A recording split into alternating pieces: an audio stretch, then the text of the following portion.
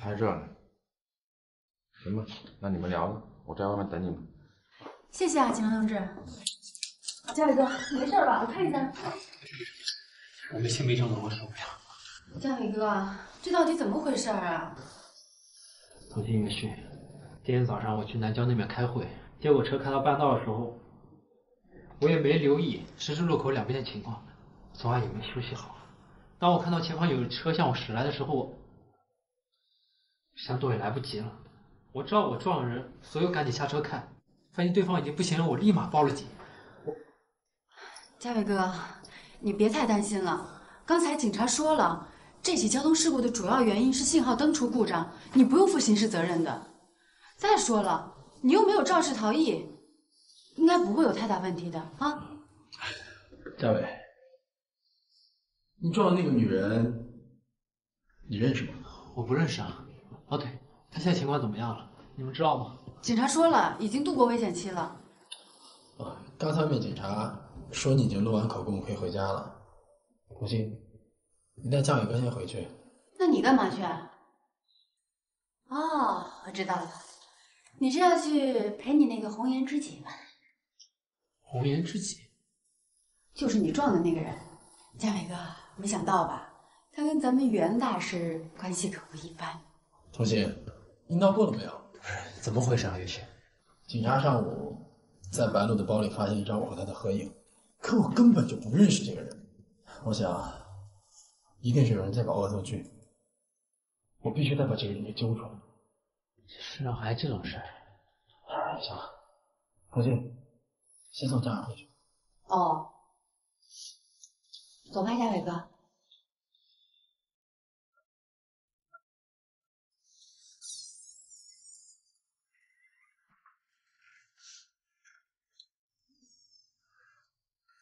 别忘了带我向嫂子问好哈。大家好，欢迎收看《迷局》第2季。上一集中，袁旭接到了调查的任务，去调查南郊的一场交通事故。但是，这看似很平淡的一次新闻报道，却被一张匪夷所思的照片搞得神秘起来。是呀，袁旭不认识白露，怎么会和这个女人拍过合影呢？难道说是偶然行为，袁旭淡忘了？还是说袁旭在隐瞒着什么呢？面对这一切，面对这一起起奇特的交通事故，面对那个神秘的女人白露，袁旭的心里也是百思不得其解。面对童心的玩笑，袁旭自己也产生了怀疑。难道说照片是合成的？这仅仅是一场恶作剧而已？还是说自己真的认识这个白露，而且还和她很熟悉？整个真相到底是什么？接下来的故事又会如何发展呢？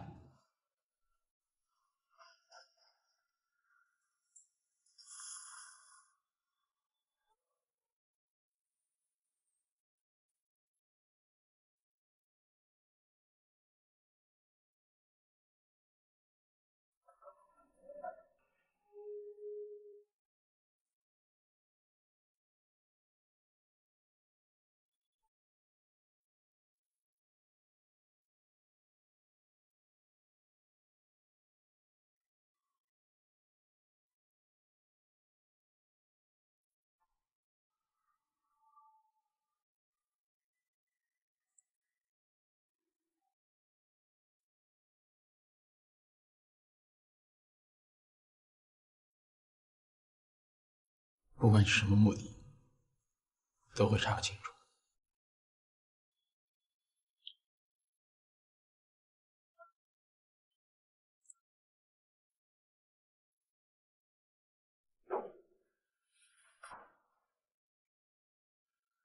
哎，大爷，大爷您没事吧？大爷，您是这家医院的呀？您住在前面吧，我送您回去。不是大爷，您想说什么呀？哎，您别动手动脚的。大爷，您这是干嘛？大爷，哎，大爷，您松开，大爷，麻烦您松开。哎，您别抓我呀，大爷！麻烦，哎，大爷，你是，哎，你什么意思啊？大爷，怎么了？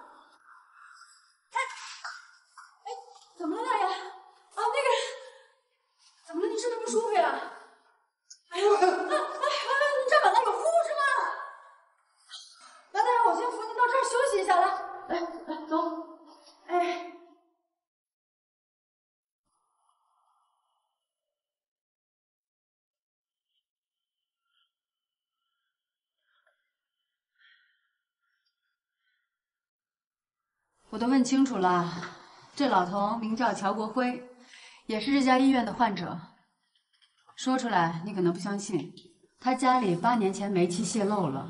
这老头被送到这医院的时候都快不行了，后来经过抢救，命是保住了，不过成了植物人。后来在今年，这老头奇迹般的苏醒了，但是他好像什么都不记得了，而且智力就像3、4岁的小孩那样。他家里人呢？就这样不管他，让他在医院里面乱跑吗？唉，这说起来就更可怜了。他儿子在那次煤气泄漏中没抢救过来，死了。他儿媳妇起初照顾过他1年，后来实在忍不住，夹着包就跑了。后来这些年都是一个不愿意留下姓名的人按月给医院打钱，不然这老人估计都活不到今天。不是同心，不知道刚刚真的很可怕，那老头就这样死死的拽着我，对吧？乔老头的主治医生说了，可能是你跟他的某个亲人长得很像，所以刺激了他的神经才会这样的。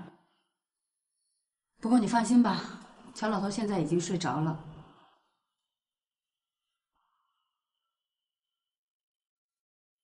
陶姐，我不是让你去送嘉伟吗？你怎么回医院来了？嘉伟哥说他没事儿，不让我送，所以我就回来看看有没有什么能帮上你的。行了，没事了。那白露呢？你不留下来陪他？陶姐，我最后再跟你说一次，我不认识这个人。如果你再这样的话，马上给我回台里做资料去。OK， 我闭嘴还不行吗？那咱们现在去哪？咱们还是先回去吧，在这个地方待着也没有什么进展，等白露醒了再说。你真的不认识这个叫白露的女子？刚才我找技术部门确认过了，这张照片真的不是后期合成的。据说撞人的是你朋友。这件事情不足为奇，但如果放在一起的话，你们不觉得很蹊跷吗？陈总，这之间会不会有什么联系？难道只是巧合？这个就要问袁旭了。袁旭，你既要把车祸的新闻报道好，又要调查出事情的原委。现在其他媒体都已经知道这件事情了，你一定要好好负责，不要造成负面的影响。我明白。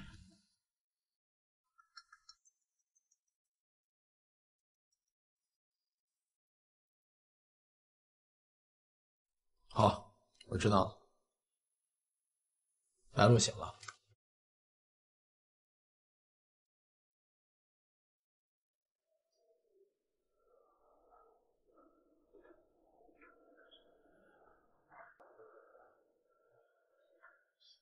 嘉伟，你也在啊？不是应该回家里休息吗？是我白头请阳同志，如果白露醒了，一定要打电话通知我。毕竟人是我撞的，就算躺在家里，心也会不安。警官同志，白露现在的情况怎么样了？他刚刚醒过来，我们试图跟他进行了了解一下情况，但是车上对他的来说大脑受伤的不小，所以目前神志处于还不清醒的状态。我可以进去看看他吗？可以，不过医生交代过了，他现在需要是休息，不能受到什么惊吓。你最好别……我明白，放心。也许我跟你一起进去。不用了，我想还是我一个人进去吧。童心在这儿陪着嘉伟。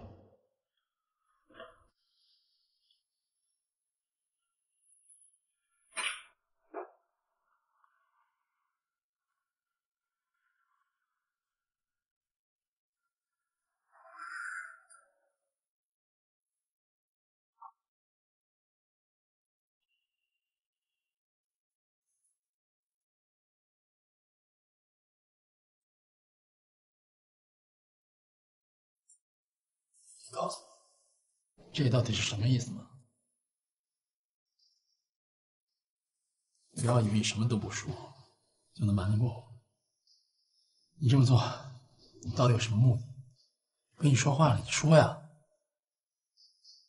看着我，我让你看着我。我跟你说话呢，我让你看着我，我让你看着我，我让你看着我。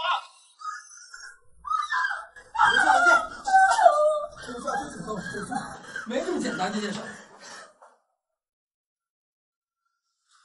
你还好吧？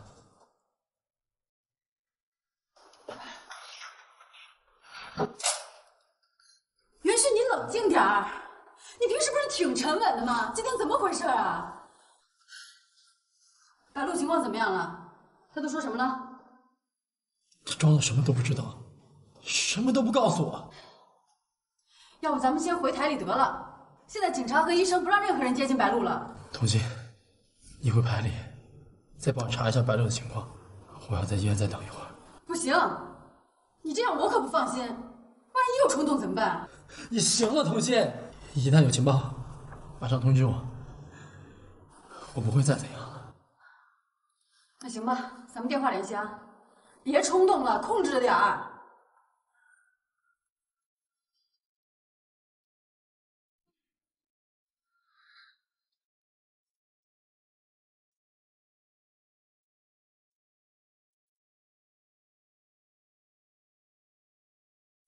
我让你看着我，我让你看着我。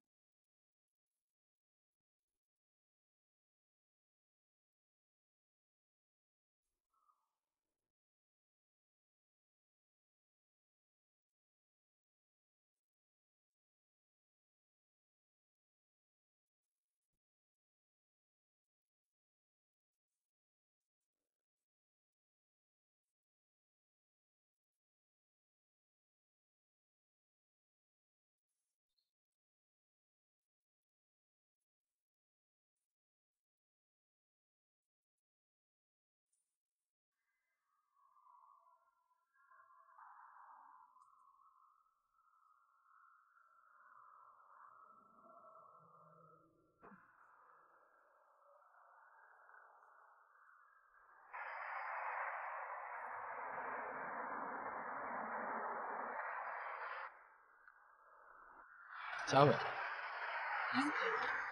好，屋里木能透不过去，所以出来走走。你呢？你看他样子挺吓人的，认识你这么多年，还没见过你那样。那个白鹿一定是知道什么情况，嘉伟。可他现在到底是什么居心，我都不知道。你的意思是他刚才故意不面对你？那你真是错了。医生说白鹿由于脑部受到撞击，引发脑震荡。他现在对原来事根本记不起来，所以他也不是存心想骗你。那这种情况能好转吗？不好说。白鹿这种情况在医学上称为逆行性失忆，有的患者能在一定时间内通过药物治疗和家人的帮助实现自我恢复，但有些严重的恐怕一辈子都记不起来。看来警察跟我说，白鹿身边连家人和朋友都没有，他现在这种情况下恢复健康，更是难上加难。哦，我知道了，我还有事，谢谢。哎，尤旭，白鹿现在他情况很不稳定，受不了任何刺激，你凡事都要小心一点。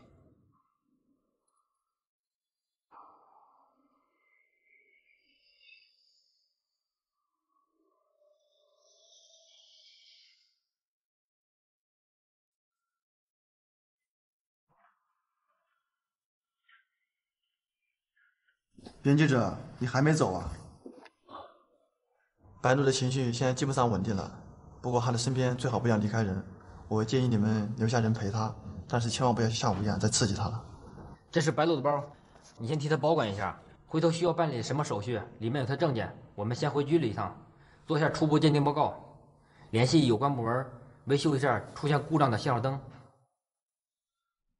发生这种事，你们作为家属肯定是一时间难以接受，我完全能够理解。但是你们得振作起来，当务之急，我们应该和医院配合，平稳的使伤者度过危险期。好，谢谢。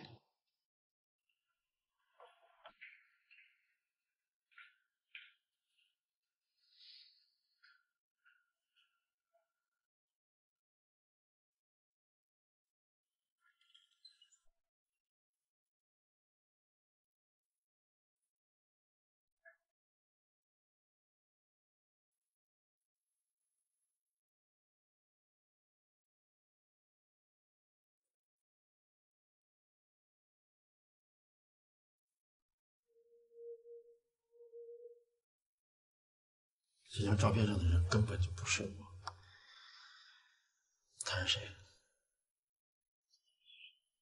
我不认识，我也不知道。那你从哪得到这张照片的？我不记得了。你是病人家属吧？赶紧帮病人填一下住院登记表吧。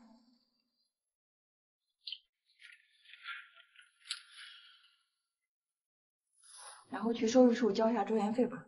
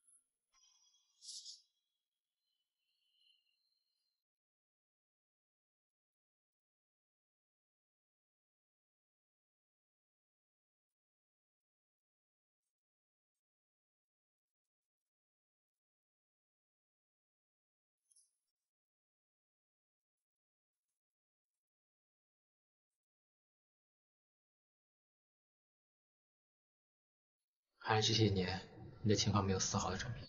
恐高症是心理疾病中神经病的一个分支。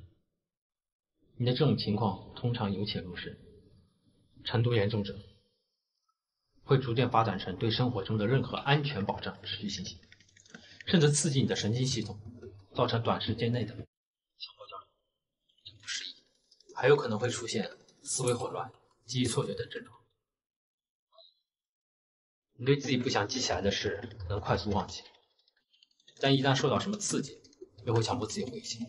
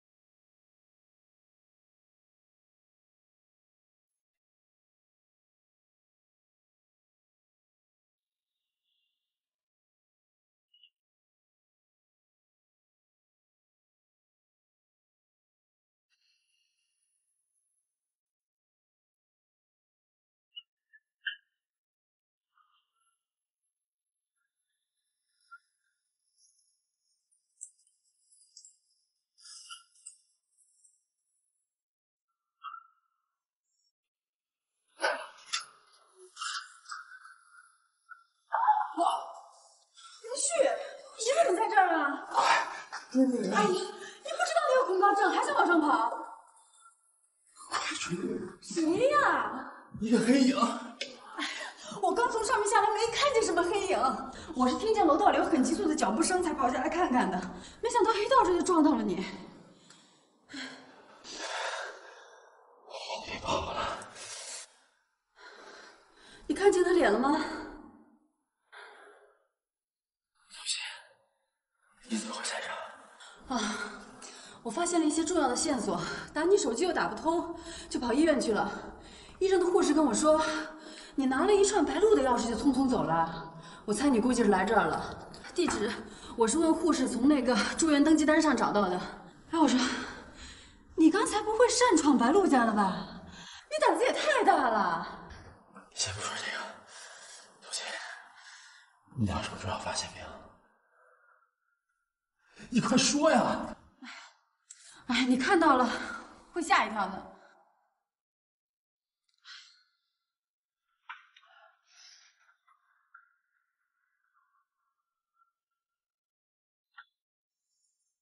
当袁旭打开白鹿家的门，进入白鹿房间的时候，猛然之间，袁旭惊呆了，因为在白鹿的房间里有很多自己和白鹿的合影。而当袁旭打开白鹿日记的时候，更令袁旭如坠云里雾里，在日记上面记满了他和白鹿的恋爱史。而对于这一切，袁旭居然是什么都想不起来，一丝一毫的记忆都没有。此时袁旭看着手里的一切，再想起张家伟对自己症状的诊断，他甚至开始对自己产生了怀疑。所有的一切只能期盼苏醒后的白鹿能够给出一些真实的答案了。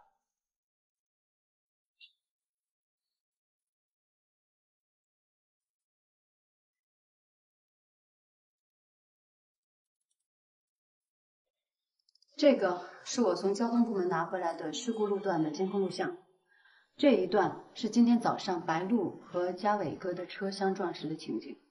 就这些？当然不是，你往后看。哎，你看这一段，这是事发的头一晚，也就是昨天晚上这一路段的监控录像。我详细问过交警部门的人了，据他们所说，南郊开元街这一带最近由于抢修地下供暖管道，导致了路灯电网的间歇性故障，而这个路灯电网和交通信号灯的供电系统又是相连的。一旦路灯电网出现故障，将影响交通信号灯的正常工作，这就是事故路段交通信号灯失灵的主要原因。你仔细看，这里的交通信号灯是不是也出现了故障？没了。我说袁旭，你能不能有点耐心啊？往下看，劲爆的马上就到。仔细看这个人，有没有觉得很眼熟？哦，能放大吗？画面不是很清楚，看不清楚是哪个人。我说袁旭啊，我有时候真的怀疑你是不是患上失忆症了。你仔细想一下，昨天是谁穿了和这里一模一样的一身衣服来的咱们家？嘉伟，张嘉伟。就算你不愿意相信这是嘉伟哥，那他的车牌号码你总记得吧？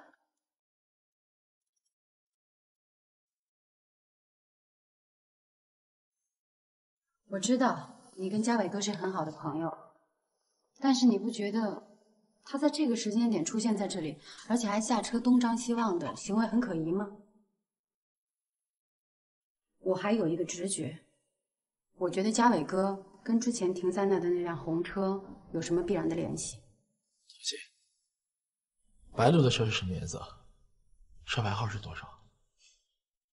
红色，车牌号就是刚才停在那的那辆，一模一样。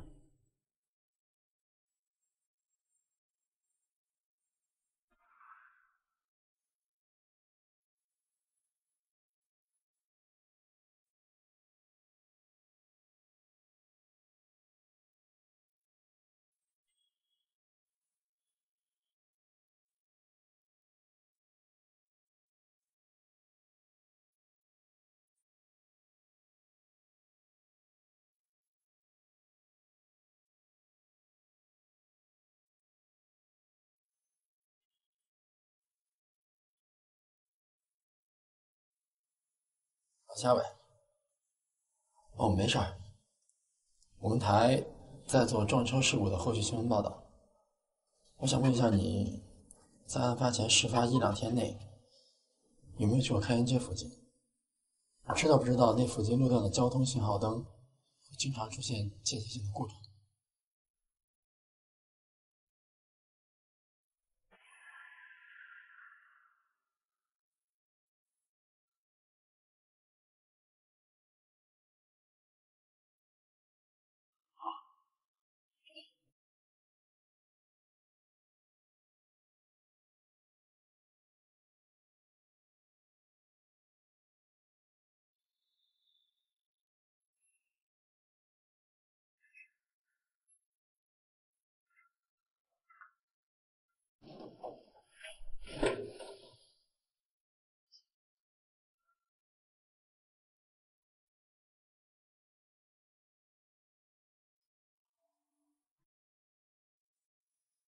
你可以继续这样装下去，但是你的目的很快就知道了，是吗？你们里应外合，合演了一出好戏给我看。可惜我相信用不了多久，谜底自己就会解开。应该快到了。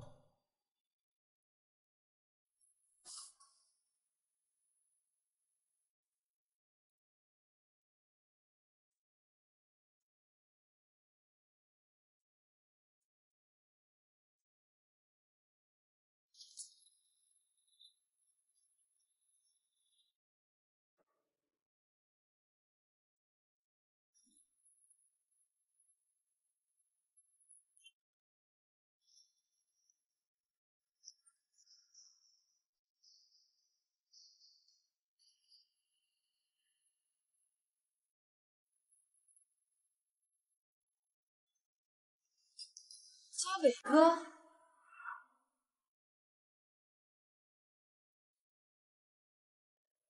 没事，我知道什么事都瞒不过你，但整个事都是我编出的理由。你要怪就怪我，千万别怪白露。自始至终，我都不敢相信骗我那个人竟然是你。可直到刚才给你打那通电话，是你出卖了你自己。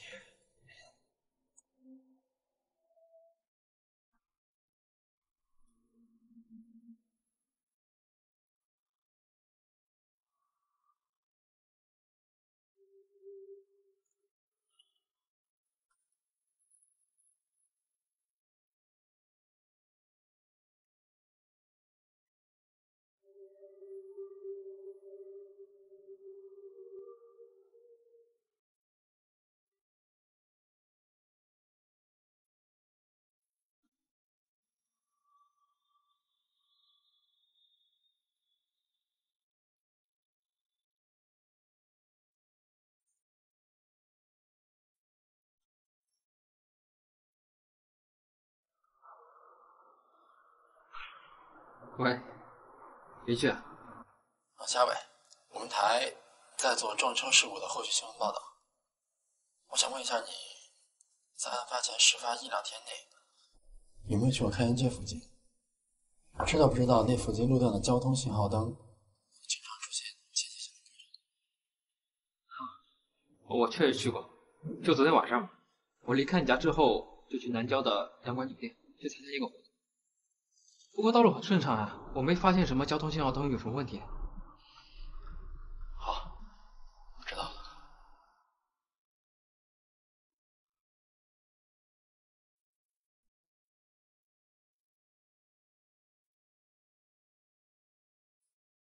嘉伟，我家到酒店的方向，车应该是从西向东开的。可通讯调给我的监控录像里面显示，你的车是从东向西开的。你的心理素质果然比我想象中的差一点。你在紧张之下撒出来的谎话，终究还是出卖了你。从一开始，你就以你心理医生的身份极力的误导我。说我会患上什么强迫性失忆症。实际上，你就是想把我卷进你设计的局里。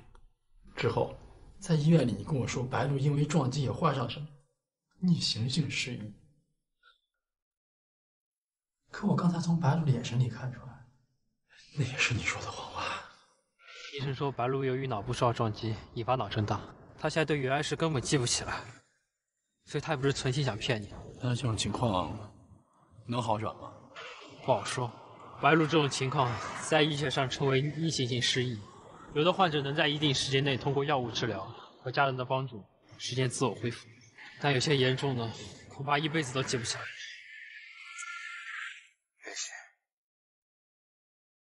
我知道，早晚你都会把一切查出来。事到如此，我也不想瞒什么了。的确，是我骗了你，但是我和白鹿的初衷并没有恶意。我给你看样东西，看了你就明白。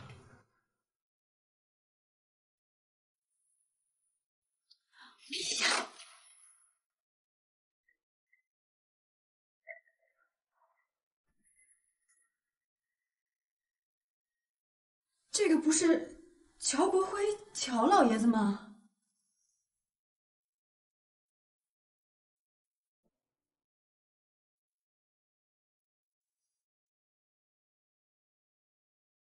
你们这又是什么意思？照片上的人叫乔爷，乔国辉的亲生儿子。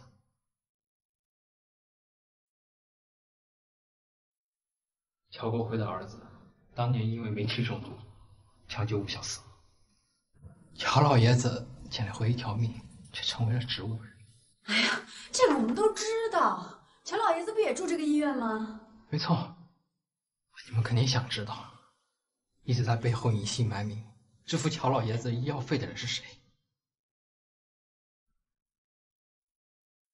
就是你们身边这位白鹿，乔老爷子的儿媳妇。乔老爷子变成了植物人，而白鹿也失去了自己的丈夫。她每天看着躺在这病床上熟睡的老人，怎么也忍受不了心里的愁，最终还是把自己封闭起来。但是医药费，她一直按月打给医院。后来白鹿找到我这里，成了我的1名患者，将我的真诚相待下，他慢慢的开始信任，开始跟我讲他的故事。在我的办公室，他无意之间看到一张你袁旭的照片，他惊讶的跟我说：“你竟然跟她丈夫长得一模一样。”他让我偷偷把你照片放到乔老爷子的病床前，让护士每天在他耳边说他儿子的名字。这片苦心终于感动了上帝。就在今年年初，乔老爷子终于醒了。乔老爷子醒了，他最想见的就是他的儿子乔宇。可是医院里的医生护士都不忍心告诉他，他的儿子已经死的事实。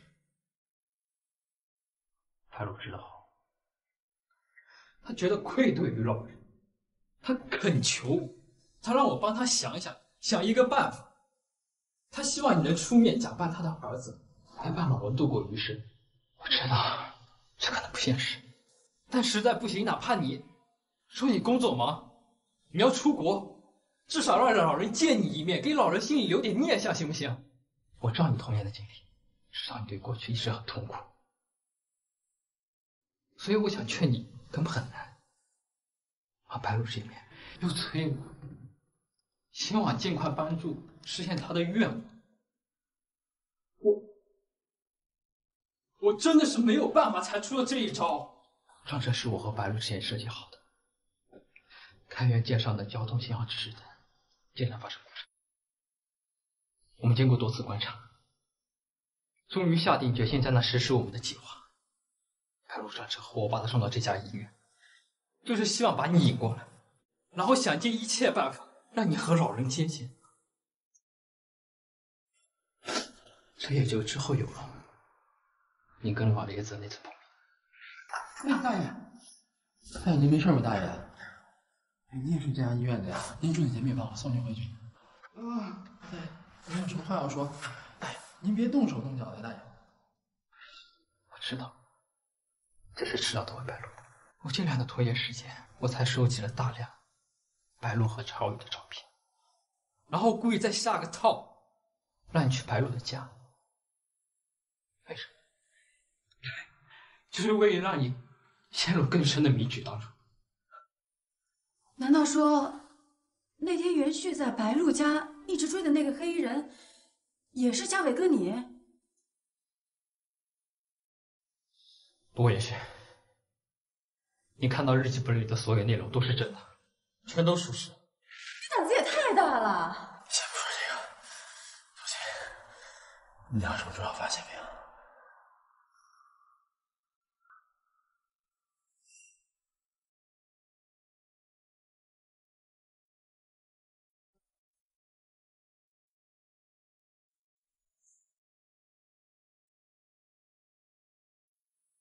嘉伟，你知道我不会答应你们的。你们费尽周折，到头来结果还不都是一样？我袁旭不愿碰的东西，谁都逼不了我。今天所做的事情，我就当没有发生。求你了，求你了！哎呀，嘉伟哥。袁旭他到底有什么见不得人的秘密啊？我发过誓，不会告诉任何人。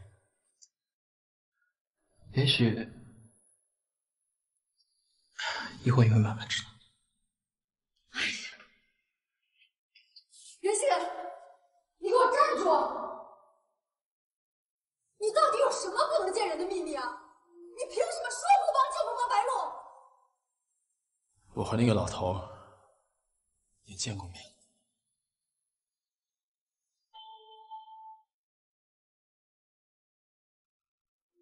我一定要揪出你背后的秘密。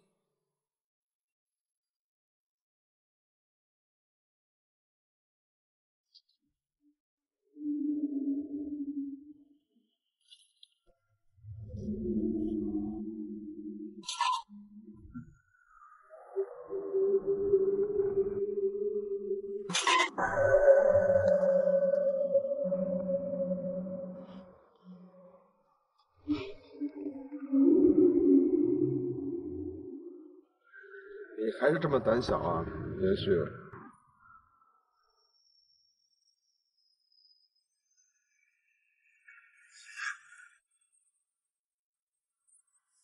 童宇，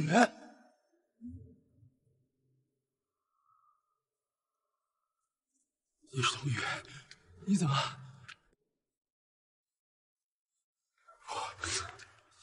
你不是死了吗？我是死了。你童心的，他现在过得怎么样？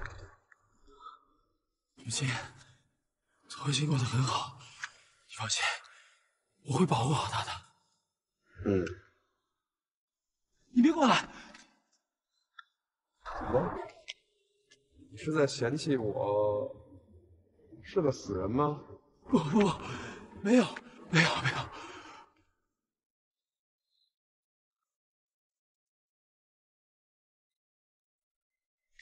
童宇，这到底是怎么回事？怎么回事？怎么回事？你还不清楚吗？童宇，别！我不就是从这儿掉下去，摔死的。原来袁旭根本就没有患上失忆症，这一切都是张家伟一手策划的。而那个白鹿呢，也不是什么袁旭曾经的女友，只是凑巧她的丈夫乔宇和袁旭长得很像罢了。至此真相大白，张家伟做这一切的目的，就是为了帮助那位病重的老人乔国辉。为了让老人能够再见到自己死去的儿子，张家伟想到了这个办法，欺骗自己的好友，让袁旭认为自己是失忆了，冒充老人的儿子。是呀，张家伟的做法虽然有些极端，但是他和白露对待乔国辉老人的态度依然令所有人感动。要不是他们的善良，等待乔国辉老人的恐怕只有孤单凄凉的晚年了。而如今呢，他又获得了快乐，获得了希望，获得了温暖。至此，事件结束。但是在这次的调查中，童心却发现自己熟识的那个袁旭完全是陌生的，因为在他的身上隐藏着太多的秘密，而最大的秘密就是自己的哥哥。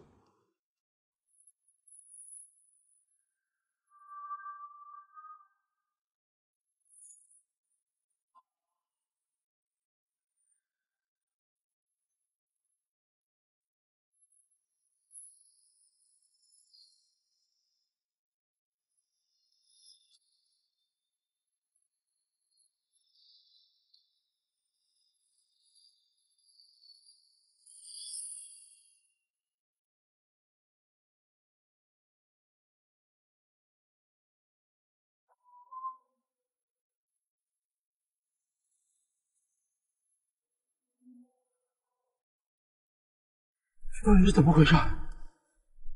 怎么回事？怎么回事？你还不清楚吗？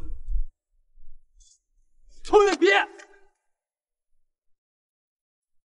我不就是从这儿掉下去，摔死的。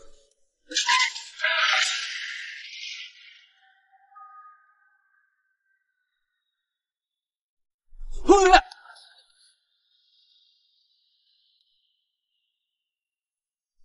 放心吧，我是不会从那儿跳下去的，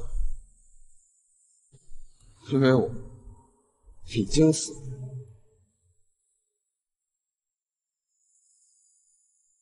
童宇，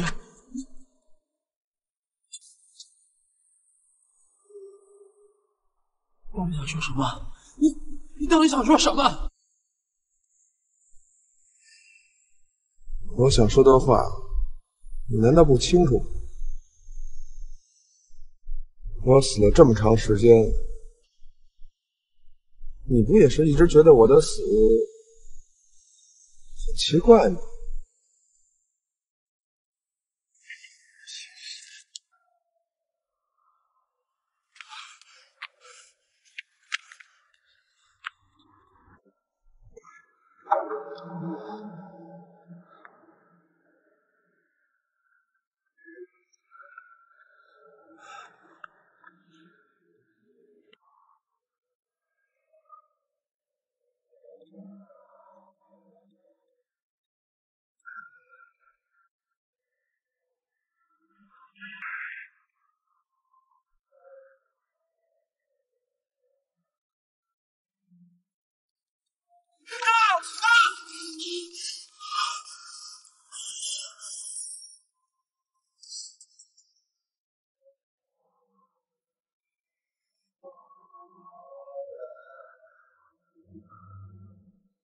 大家好，欢迎收看《迷局》第2季《坠楼》，死人重现。在袁旭的梦中，一幕幕充满着诡异的场景陆续上演，而最关键的就是那个名字童宇。童宇就是童心的哥哥，但是在袁旭的梦中，我们不难看出童宇是坠楼身亡的，而他的死却充满着谜团。那么童宇究竟为什么会坠楼？在梦中童宇所说的那句你不觉得我的死很奇怪吗？又到底是什么意思呢？其实在童宇死后，袁旭经常会做这个梦，每一次都仿佛是身临其境，异常的清晰，真实那么在童宇的身上究竟隐藏着怎样的秘密呢？对此，袁旭知道多少呢？这埋藏的记忆，袁旭又打算什么时候再告诉童心呢？这一切的背后，又有哪些谜团等待去调查、去解密呢？好，接下来就让我们一起进入本集故事。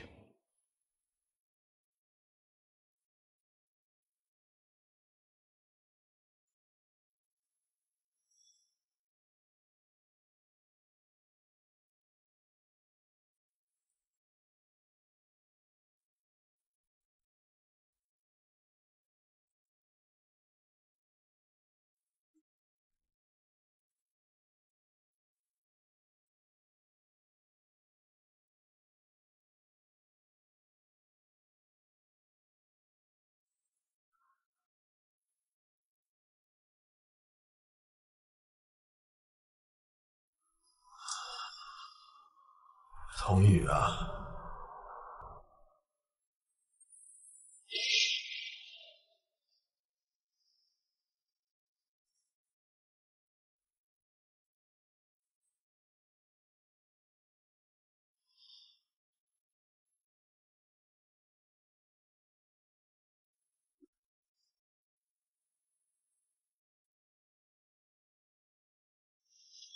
哎呦，不好意思啊，兄弟，有点堵车来晚了 ，sorry。这是你以后的搭档袁旭，这是童宇，也刚来没多久，但是能力非常强，你以后要好好跟他学习学习。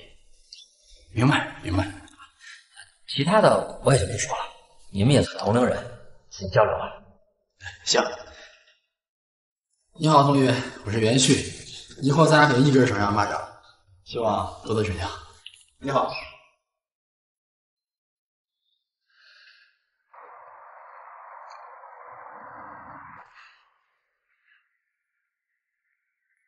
同学，说，我说你走那么快干嘛呀？咱们跟当事人约的3点，这才1点半，去那么早也没什么意义啊。再说了，他又不请咱吃饭，你拼命干什么呀？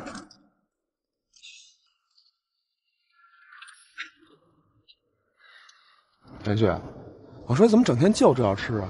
啊，咱们早点去是对人家当事人的尊重。这工作啊，虽然只是工作，但每一个人都值得咱们去认真对待，对不对啊？这是原则问题，跟拼命没关系。哎，我说你不会连这点觉悟都没有吧？当然知道了，我也就是那么一说。不是，那咱得先把饭给吃了呀！这一天都没吃饭了，多饿呀！干完再吃。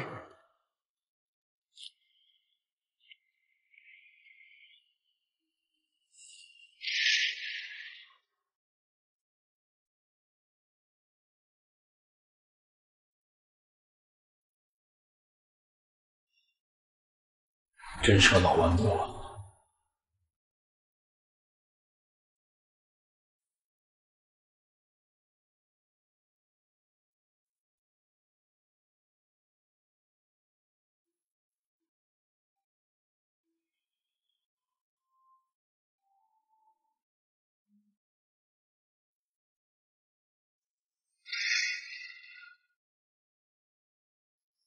哎呀，青春美少女啊！宇哥，这不会是你梦中情人吧？别胡说八道，这是我妹妹，亲妹。废话，哎呦，我都还以为你没亲人呢。干嘛呀？哎，等等，干嘛呀？等等，不是吧，老头？什么不是啊？哎，你看啊，你妹妹长得如此的清纯可爱，完全就一女神的模板呀。你再看看你，还有一副疲态，这哪像一家人呢？不要！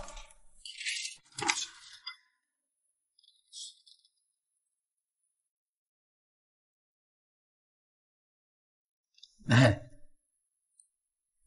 宇哥啊，叫我呢？啊，宇哥，咱商量个事儿呗。说什么事？你看我啊，小弟我应该算是仪表堂堂，年少有为吧。这样，你问你妹介绍给我，怎么样？你，想问呗，除非我死了。不是大哥，咱有事好商量，我可是认真的。我也跟你说，我这事儿没得可商量，我也是认真的啊。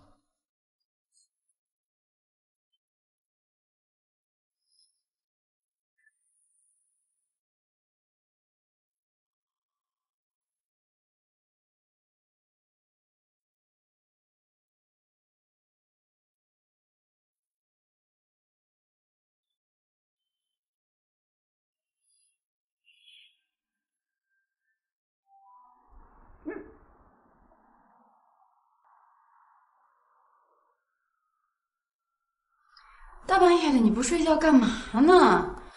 吓我一跳。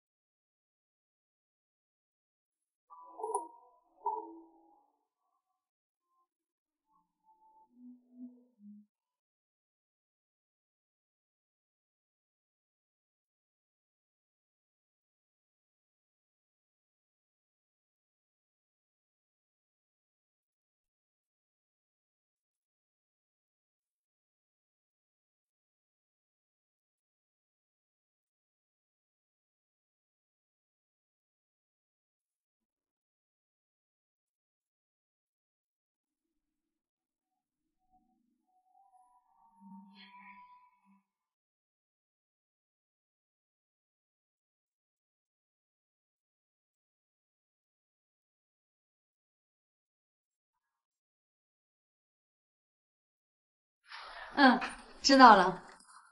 哪有啊，你们组才厉害呢，叶玲姐。行，只要你不嫌我烦，改天我来找你啊。好嘞，那先这样。拜拜。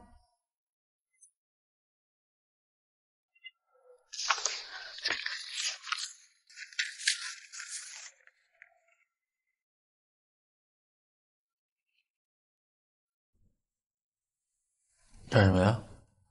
不干什么呀？你生病了？生病？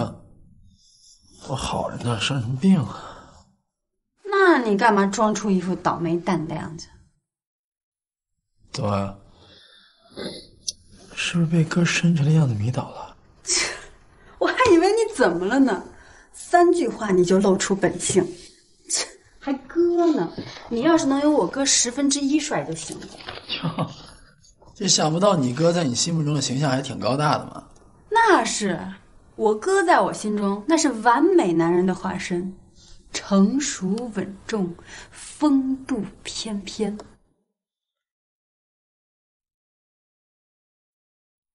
就是可惜。哦，不好意思啊。没关系，反正都已经过去了。其实小时候我爸对我特别严厉，大部分时候都是我哥在带我。直到后来我哥考上了大学，就先离开了家。我就是从那个时候开始拼命努力的学习，为的就是有一天能向我哥看齐。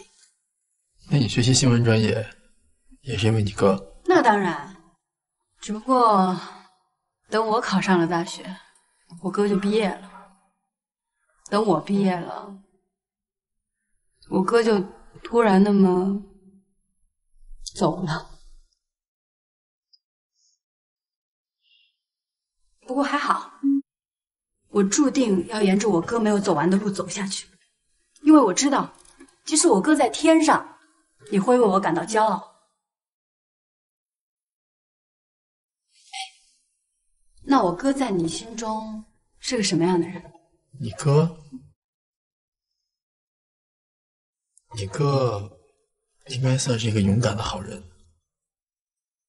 勇敢的好人。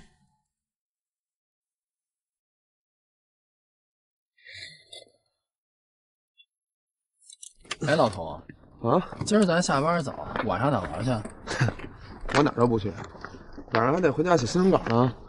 瞧瞧你，瞧瞧，哎呀，就你这样，连一点夜生活都没有，怎么深入的了解这个社会啊？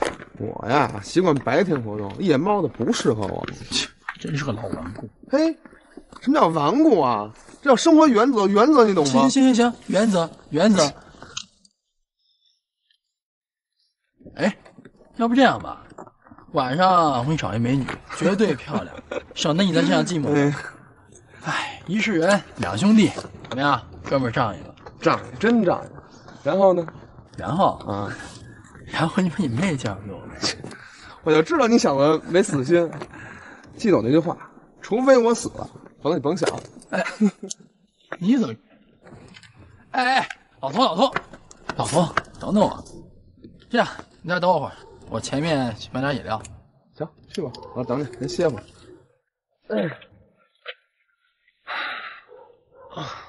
好，我叫你跑。好。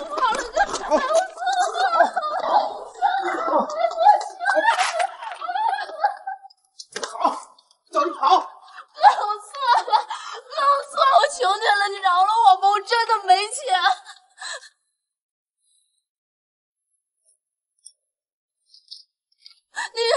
你要再逼我，我只能卖孩子了。我给过你时间，今天你哪也跑不了。哥，我真的没钱，我们家什么状况你也清楚。我除了那一拖油瓶，我什么都没有了。哥，我求你饶了我。你少跟我这儿装可怜啊！今天钱你还也得还，不还也得还。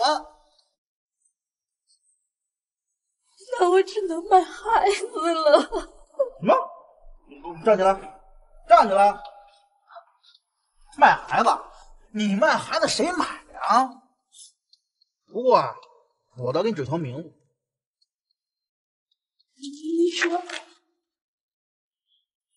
听说现在卖人体器官挺火的啊，你可以卖你一个肝或一个肾，不就有钱了吗？就把钱还给我呀！不，哥，咱还有别的办法，对不？你再想点其他办法，咱一定有别的办法能解决。哥，你就让我求你。怎么着？说出大天就是不还钱是吧？啊！我告诉你，今天你要是不还钱，我就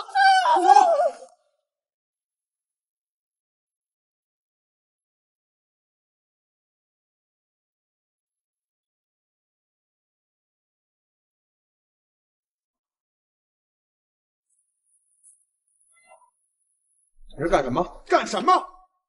这光天化日之下还有没有王法？不是，哎，你谁呀你？你从哪儿冒来的？关你什么事儿？是谁你用不着知道，但今天这闲事我管定了。我刚才可听你说了，你要抓他卖人体器官，这是极其恶劣的犯罪行为。你小子要识趣的话，赶紧走人，否则一会儿警察来了，你想走都走不了了。吓我一跳，我还以为谁呢？原来是一位路见不平、拔刀相助的大侠呀！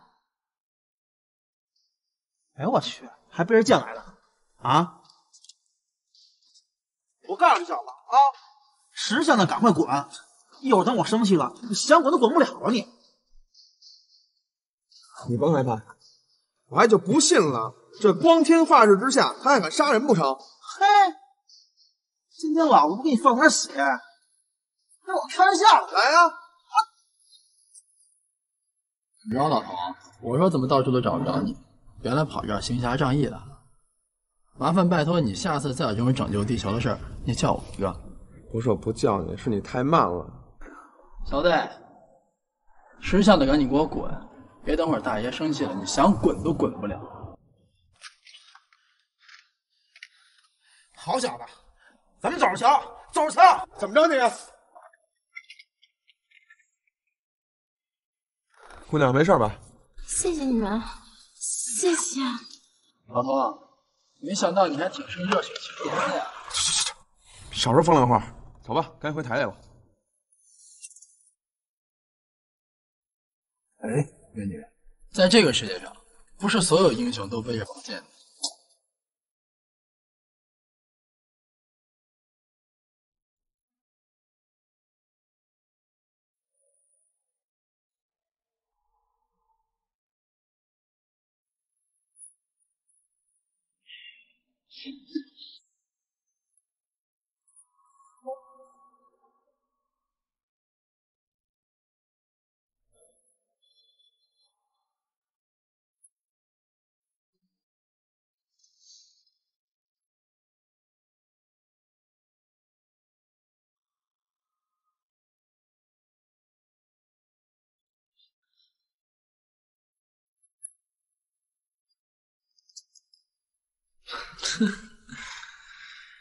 你说你这就对了，一天到晚绷着个脸，累不累？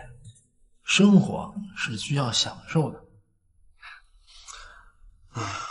不一定，每个人的人生态度啊不一样，有的人的生活确实是享受，但绝大部分人呢，还是为了生活而生活。看来你对生活理解还挺深刻的呀，这就是你愿意当记者的原因。怎么说呢？大部分是吧？上大学那会儿呢，理想远大。我学新闻专业，确实也是因为希望能够拯救社会、匡扶正义。但一走上这个工作岗位吧，发现这人的力量真是太有限了，就是有限到有时候你好像感觉马上就能够触摸到这个事物的本质，但到最后呢，你却又挖掘不出来隐藏这个事物背后的真相。你说的这个比较难理解，我的境界还不够，还没有达到。这个呀，谈不上什么境界，我就是觉得像咱们新闻人吧，如果每篇报道都能够如实客观的，确实能够纠正一些现在社会的不良风气。再说句大话吧，我就觉得这就是咱们新闻工作者应该承担的社会责任。不过呀，你别着急，慢慢来。咱们这个社会啊，始终是在进步的，总需要那么一点点时间。不过你也可以放心，你也不是一个人在战斗，还有我呢。来，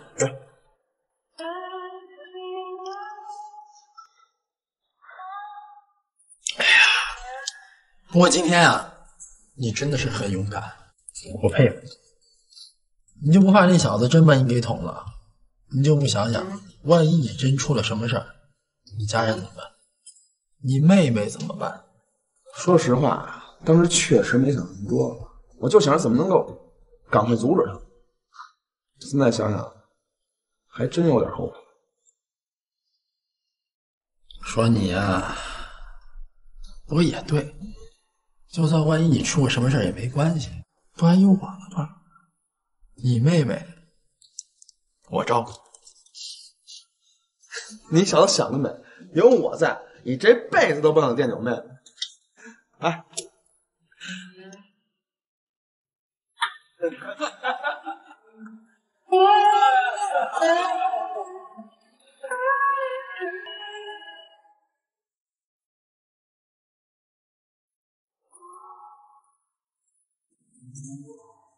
一个噩梦勾起袁旭对往事的回忆。原来童心的哥哥童宇就是袁旭曾经的老搭档，两个人一起制作了很多优秀的新闻节目，被他领导称为是黄金组合。工作上，袁旭和童宇是互相帮助的好伙伴，他们有着同样的价值观和理想。为了打击罪恶，弘扬正能量，他们选择了新闻事业，用肩上的摄像机，用手中的笔作为武器，揭示着种种阴暗面，为大众谋求公理。遇见不平的事情，他们会拔刀相助；遇到需要帮助的人，他们勇往直前。然而就在两个人倾其全部热情，报道着一个又一个焦点新闻故事的时候，童宇却死了。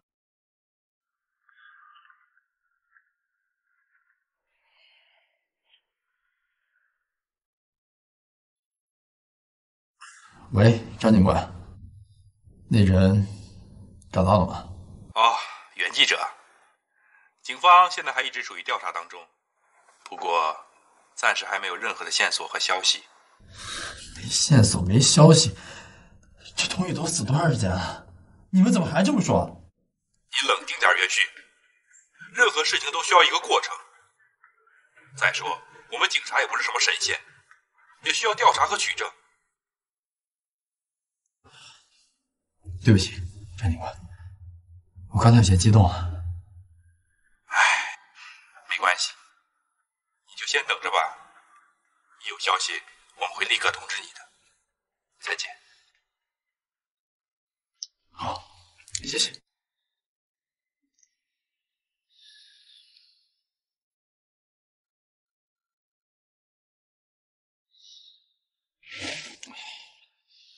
玉哥啊，前两天总监让咱调查工厂这事儿，回去以后总监表扬我。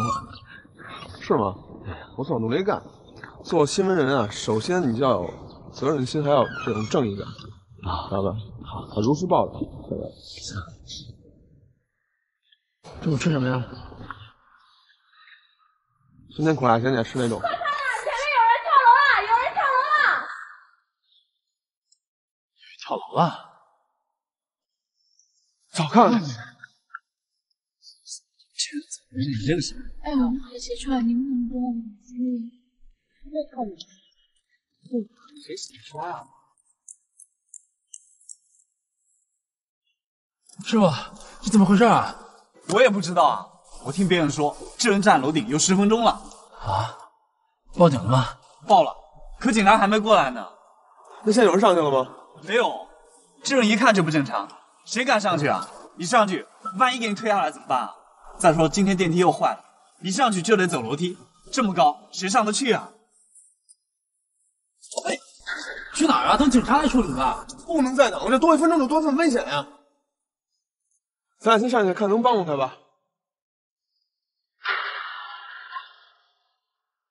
我恐高。没事，我自个儿上去吧。放心吧。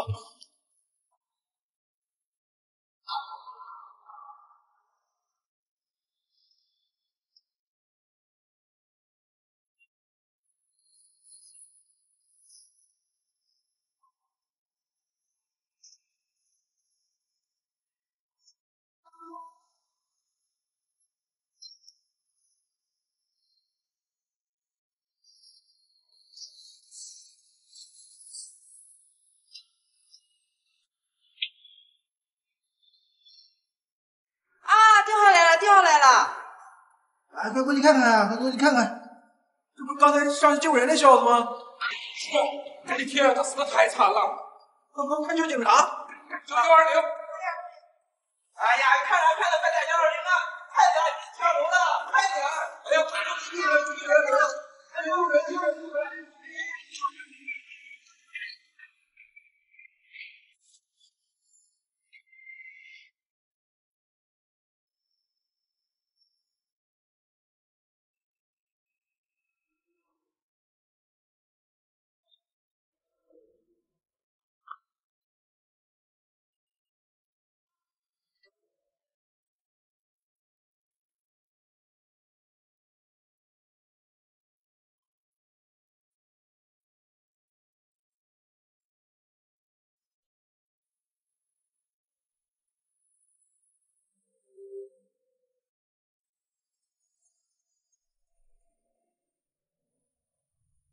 林旭。啊，哦，陈总，脸色这么难看，生病了？没有，那昨天没休息好，有点失眠。哦，多注意休息。哎，最近对工作的安排觉得怎么样？工作？对啊，分组工作。啊，挺好的呀，挺好的。挺好的啊，就这么一个评价。啊，我是说分成4个组挺好的，你想每个组都有不同的侧重点，而且更有针对性，对于咱们的新闻也是更加专业、更加合理。这样就能达到我想要的效果了。陈总英明，你少拍我马屁，把工作做好了。哎，童心怎么样？童心也挺好的呀，工作认真，成长迅速，而且对事件有自己的独特的见解。我相信过不了多久，他一定能成为一个非常优秀的媒体人。你就贫嘴吧。我跟你说啊，我知道你跟童宇的关系好，但是工作上你不能给我打马虎眼。我说的都是实话，我相信假以时日啊，这个童心肯定会成长成为一个比我还优秀的记者。哎，这样就好了。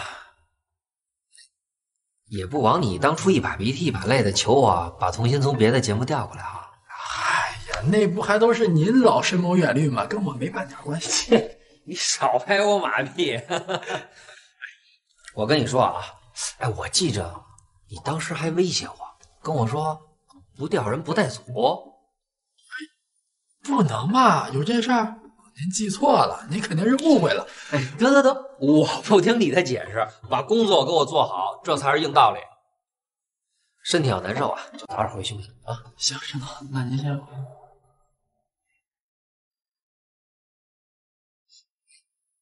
还有啊，对童心好点，小姑娘不容易。哥哥刚去世，为了继承哥哥的职业，我听说跟家里还闹得挺不愉快的，在这边无依无靠的。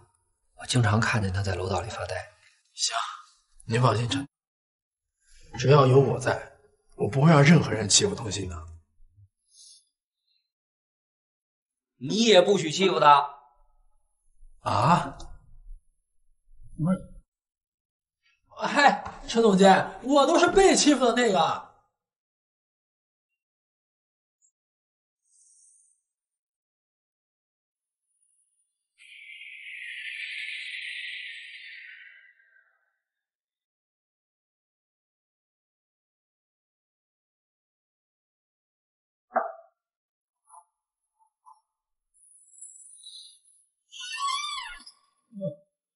回来了。啊，我来拿吧，来。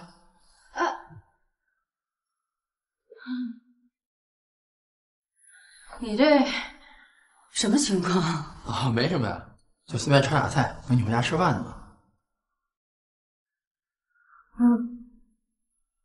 你没生病吧？生病？没有，就是今天就是心情好。来。哎呀，你这胡是献殷勤的，非奸即盗吧？你想多了，我就是平时在外面吃太腻了，今儿赶上生活。可是我已经吃过了。吃过了？跟谁吃的？叶玲姐啊，我为什么要告诉你呀？叶玲啊，没关系。是我再吃点。你今天抽的什么风啊？叶玲姐可是跟我说过了，你可是咱们单位天字1号大色狼，让我防着点你。我跟你说啊，这他叶玲就典型的含血喷人。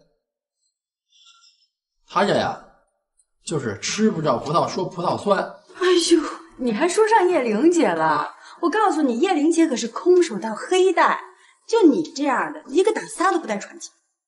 哎，不是，我说你到底吃不吃？哎呀，我不吃了，我减肥。你给我回来，不吃不行，必须得吃。哎，我说，他带你这样的逼人吃饭啊？我就不吃，我不饿。你再我说，你到底吃？我都做一下午，你不吃？反正不吃。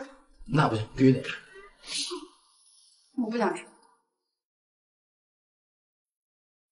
看着办，今儿你不吃完不能睡觉。我要告诉叶玲姐啊！我说你欺负我。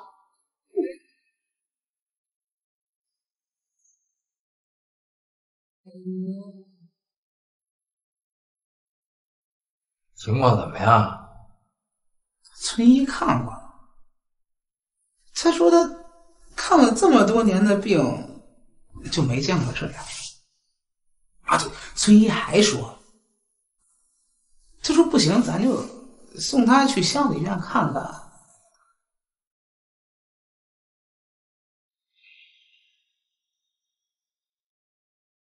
你发现他的时候，就是这副模样啊！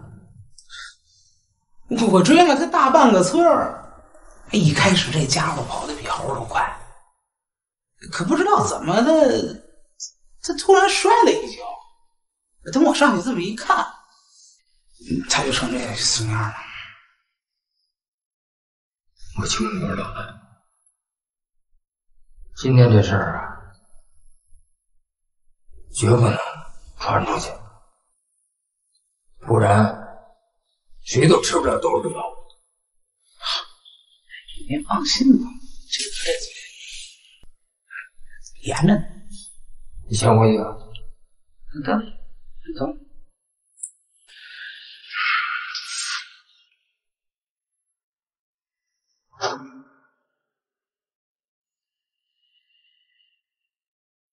何文，是你自己太傻呀！你要是到了下面，可别把什么事情都怪在俺头上。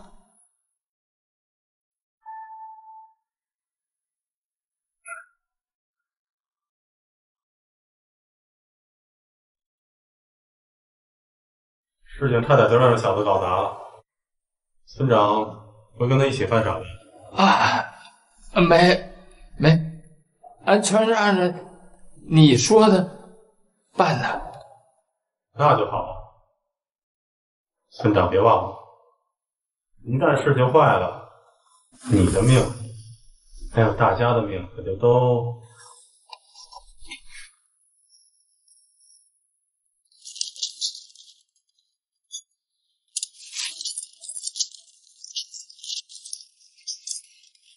喂，你好，找谁？袁旭他今天不在啊，再见。喂，据我所知，他今天不在，明天不在，下个礼拜不在，这个礼拜不在，永远都不在，好吗？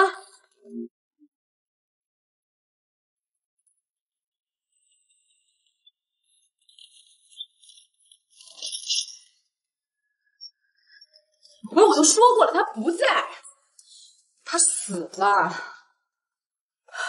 什么？怎么死的？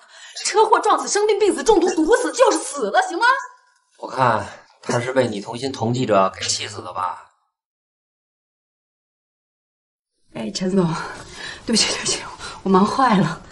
袁旭到底在不在？袁旭啊，他今天……陈总，我在。我还以为你出去了呢，到办公室来一趟。好的，马上上来。我说袁大师，我可是替你接了一上午的电话，还有这所有的资料都是我一个人整理的，你是不是应该跟我说一声谢谢啊？这些话你可以在陈总面前说，不过你放心，如果有群众举报你说你接电话态度有问题，我可不会以德报怨。袁旭，你少转移话题。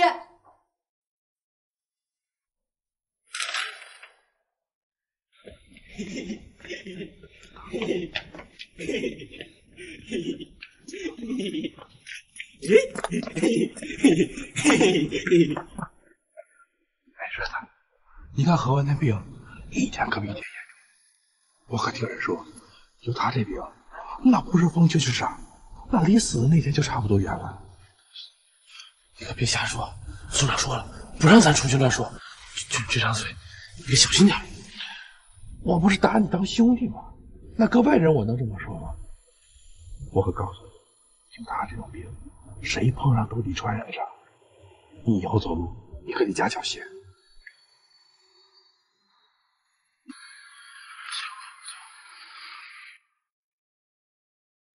干啥呢？吃饱了撑的，还不赶紧干活的？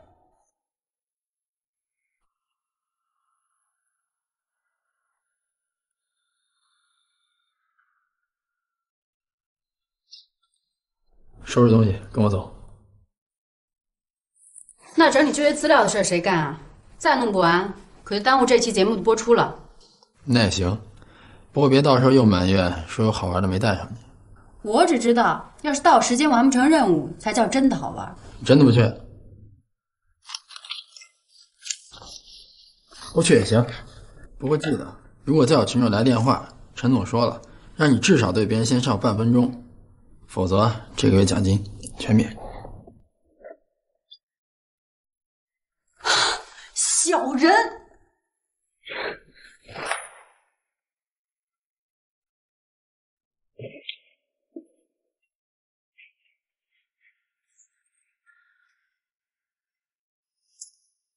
你怎么把这大家伙带来了？你也没说不让带啊。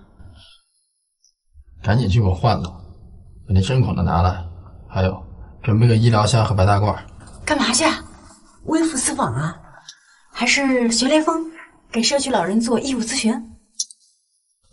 万石村有村民发现感染怪病，这个村里人全部保持沉默，对怪病闭口不提，而且禁止任何外来人入内。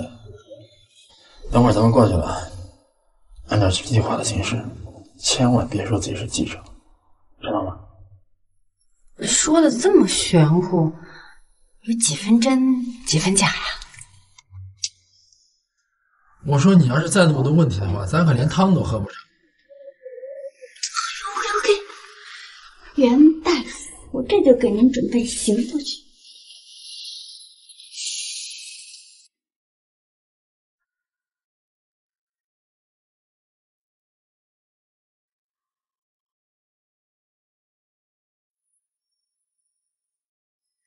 我说袁旭，你能不能走慢点啊？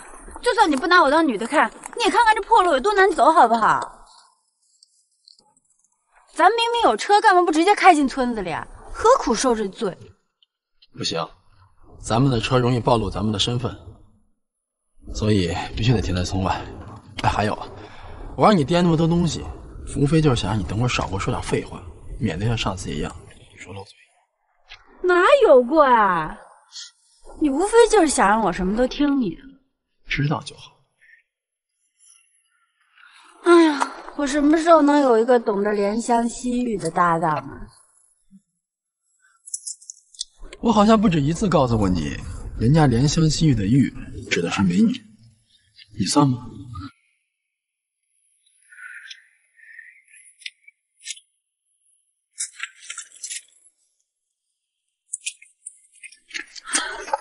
我说袁旭，这天怎么看着怪怪的呀？刚咱们一路开车过来的时候还是晴天，怎么一到这就变成阴天了？有什么好奇怪的？这万石村几面环山，水汽散不出去，是阴天很自然。可是这空气闻着也怪怪的，都让人有点喘不过气儿。那是因为你平时锻炼少了，体力不够，所以我告诉你，有时候做记者也是个体力活。这万石村到底还有多远啊？不远了，应该快到了。记住，待会儿不管发生什么事儿，都按照我路上教你所说的做。一旦出了紧急情况，一定要保持冷静，知道吗？哎，懂了懂了，袁大夫，我就是您任劳任怨的小跟班。哪能多废话？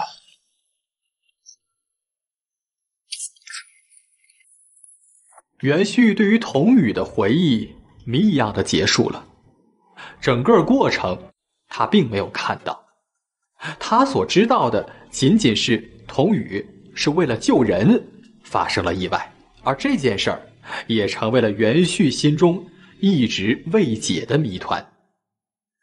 他想知道在楼顶上究竟发生了什么。童宇死后，袁旭便承担起了照顾好友妹妹的责任，并且和童心成为了搭档，成立了新闻调查组，开始了他们一次次的新闻直击。就这样，带着对童宇事件深深的疑问，袁旭和童心又遇到了一个突发事件。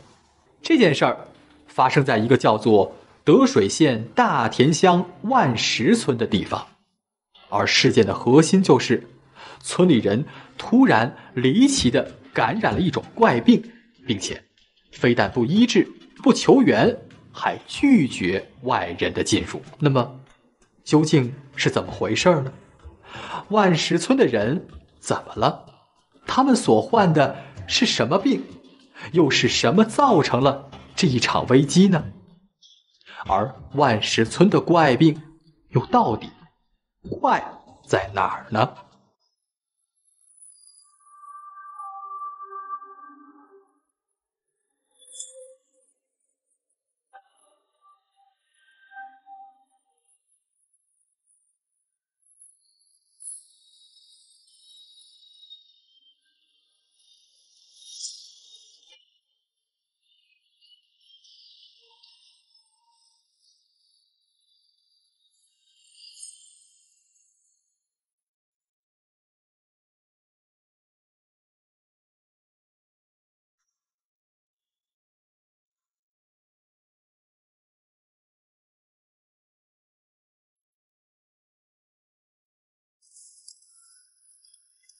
别东张西望的，低头看路，小心被别人看出咱们身份来。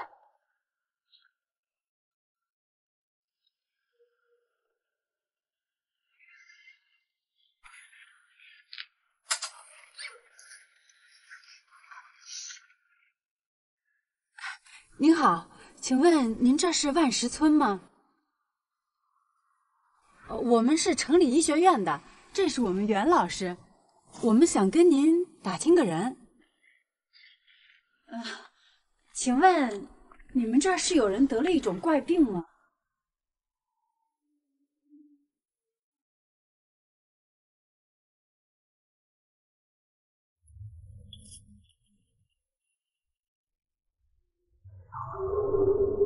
童心，快，先回去。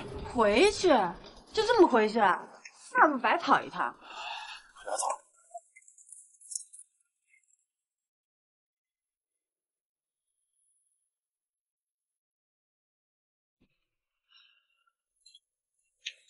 童心，赶紧上车，把一切能证明咱们是记者身份的东西藏起来，快！你是想……你先别说了，赶紧，快！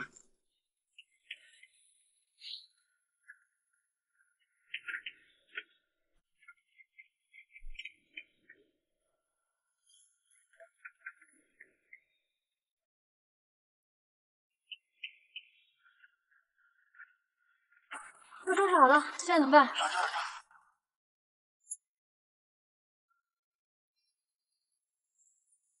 时间快到了。你到底什么意思啊？现在他们应该更想知道咱们的身份，与其没有目标乱找，不如索性坐在这儿，看看他们到底想出什么牌。你的意思是说他们会来找咱们？准确的说是得咱呀。咱俩这么快就露馅了？那倒不至于，不过有一点你说的很对，那就是这个村子确实有问题。那咱们现在1万遍。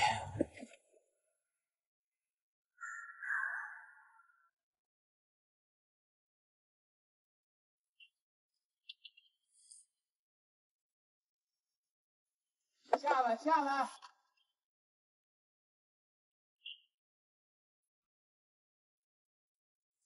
哎，我说你们俩干什么呀？哦，我们俩是城里医学院的，来你们这儿为了看病。看什么病？我们这又不是没大夫。哦，我们听说你们这有人得了一种怪病，所以过来看看。蒙什么？刚才在村里鬼鬼祟祟的，跑那么快干什么呀？我们想回车里拿点东西。你说你们是看病的？我们这次是个人行动，不代表院方，所以不方便带证件。那就是没证件。看你俩不像什么好人。别废话啊！哎，走，听我解释。走。走，快点，快点！村长，村长！哎呀，你真的误会我们了，我们真的不是骗子。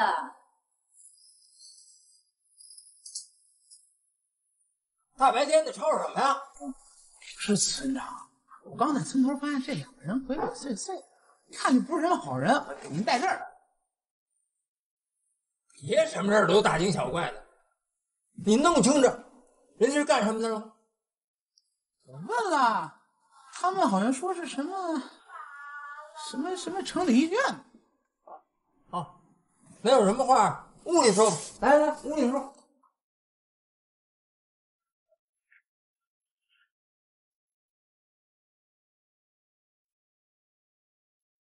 来，坐。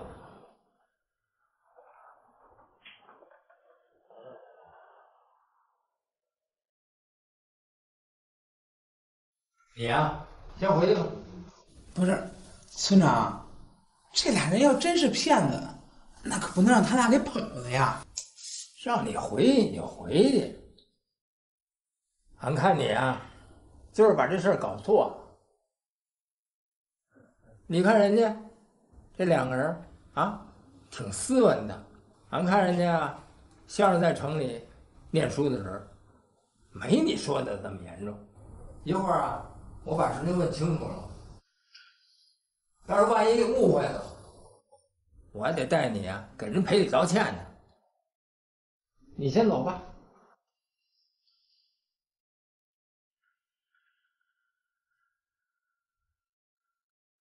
二位医学院的同志，你们到我们这村儿干什么来了？村长，我们来您村里是来看病的。我们听说您村子里有人得了一种怪病，症状是疯疯癫癫。这谁说的？这是我们村哪有这样的人？再者说啊，俺们这个万石村啊，就是这一带出了名的长寿村，从来就没有像你们说的这档子事。我看啊，你们俩要没别的事儿的话，趁早回去吧。哦，这样啊，那可能是我们搞错了。童心，咱们走吧。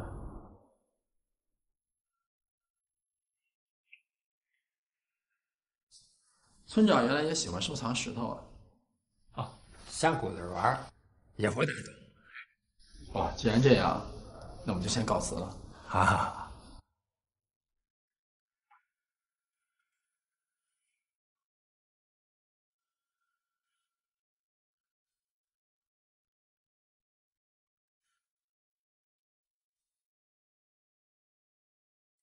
人家都找上门来了。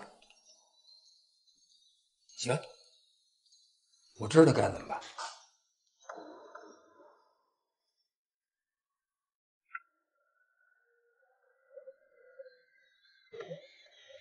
大家好，欢迎收看《迷局》第2季。袁旭和童心来到了万石村，准备调查怪病。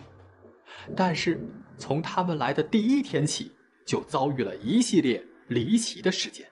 首先，村里的人看着他们就像是见了鬼一样，避之不及。其次，童心和袁旭居然遭到了抓捕，并且被关了起来。好在村长还算是通情达理，放了他们。这一切让童心和袁旭是倍感疑惑。是呀，这万石村也太不正常了，怎么对待陌生人就像是防着敌人一样？难道说这个村子里藏着什么可怕的秘密？整个村子里的人都怕外人知道，并且还统一口径，不想让人们知道真相。还有，那离奇的怪病又到底是怎么回事呢？是外部流传进来的，还是说内部突然发生的呢？这些村民们又是怎么得的？这个村长越不承认他们村里有人得了病，就越说明他心里有鬼。没错，如果真是这样的话，那咱们在他眼里还算是不速之客。那他干嘛还放咱们走？你没听说过什么叫欲擒故纵吗？你是说他已经知道咱们会不甘心，还会一查再查？第一次放咱们走，是为了看咱们会不会继续查下去。如果第2次的话，恐怕对咱们就不会那么客气了。到时候咱们医学院的身份，也咱们帮不了多大忙。我懂了，他们是想逼咱们自己露馅，然后栽进他们设计好的坑里。没有，最近长进不少嘛。我本来就不笨，好不好？那你倒说说看，咱们接下来该怎么办？咱们就将计就计，演一出戏给他们看。怎么了？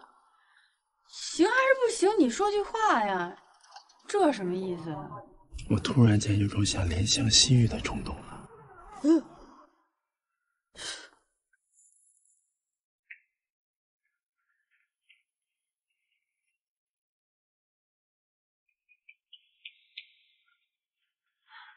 哎，村长，我们在您村子里找到了得怪病的病人了，希望您能配合我们，给县医院打个电话，叫他们派个车过来。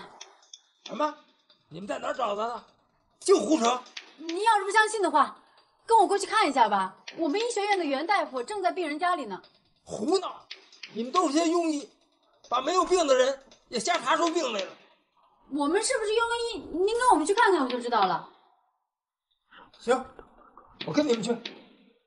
等着，我拿点衣服。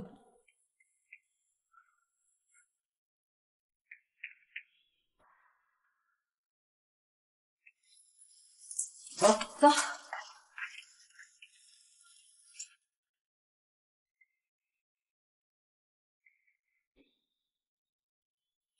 来得快点！你到底要把我带哪儿去？哎呀，快了，马上就到了，走吧。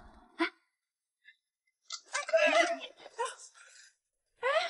袁老师，你怎么在这儿啊？你不是在病人家里吗？哎呀，你别提了，我跟你说，那病人的病情特别严重，我刚一亮明我医生身份，他撒腿就跑了，我跟着就追出来，可惜，哎，还是让他给跑了。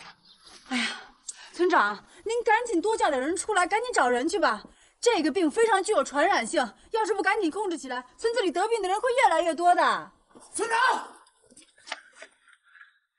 是不是这俩人有点事呢？不是，我们俩真是医生，而且我们已经在你们村子里找着这个得怪病的病人了。不过不知道现在又跑哪儿去了，你们赶紧找去吧。找着了。好了，就按照大夫说的吧，你们两个再找上几个人啊。一定把他们说那病人给找着。对，你们俩呀，先到我们家歇会儿，等他们把病人找着了，咱们再合计着怎么办啊？走吧，走。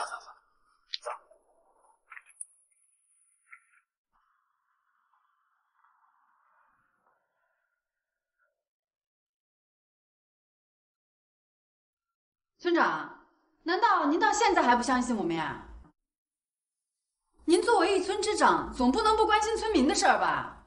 再说了，这可绝非什么小事儿啊，弄不好人命关天的。村长，我们的意思是，咱们得赶紧想个办法出来。啊，先等把人找着再说吧。你看啊，今儿晚上你们就先住在俺这儿。天也不早了，赶紧歇着吧。等我呀，派人找着你们要找的病人，到时候我来叫你。啊，我也累了，我也得歇着。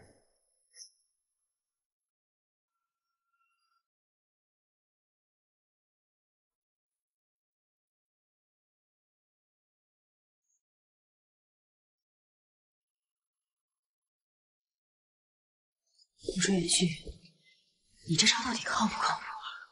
我怎么觉得村长好像没太上咱们的当啊？上不上当没有关系，咱们这么一闹，村里肯定很多人都知道了。俗话说得好，世上没有不透风的墙，说不定现在那堵墙后面就这么想的。可是那会也太让人后怕了，你让我在那么多人面前嚷嚷，你就不怕他真把咱们收拾了？有的时候，越多人知道，反而会越安全。哦，原来这一切都在你计划里啊！那你说，村长他们真会替咱们去找人吗？其实找不找人并没有关系，关键是结果都是对咱们有利的。你回想一下啊，不知道你有没有注意到，村长让那个壮汉去找人的时候，他们并没有询问病人的家在哪里，长什么样子，而是很自然的兵分两路去找人。所以我才想，他们之前肯定这样做，要不然不可能那么默契。看来这里果然有人患上了这种怪病。所以说呀，是他们的反应出卖了他们自己。接下来我想，不管这背后隐藏着什么秘密，他们一定都会先找到这个人，并且堵住这个人的嘴，然后再由村长编一大堆谎话过来应付咱们。如果真是这样的话，咱们的新闻可就有一大篇文章可以写。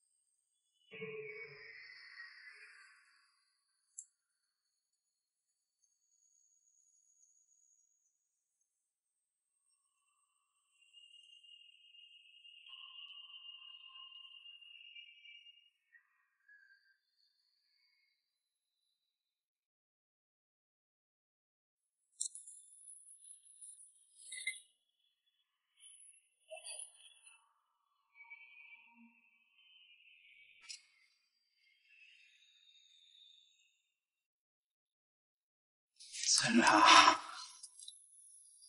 这不是县工商派进来查咱们的，就是几个不知天高地厚的记者。要不咱还用点办法给他们打发走得了。这回这俩人不像以前那些人好骗。何文找着了？找着了，就在家里躺着呢，说根本就没人找过他。咱是不是被这俩记者当猴耍了？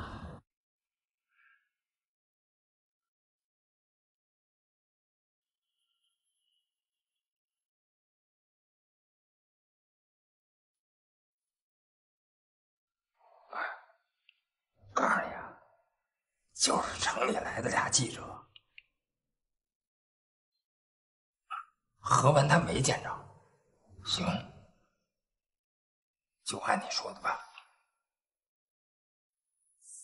你呀，把何文还送到那家去啊，把这个拿回还放回原处啊？那咱岂不是还得被当猴耍？你说的是屁话！我说你这脑子呀，要说你是猴，都抬举你。你以后给我办事动点脑子。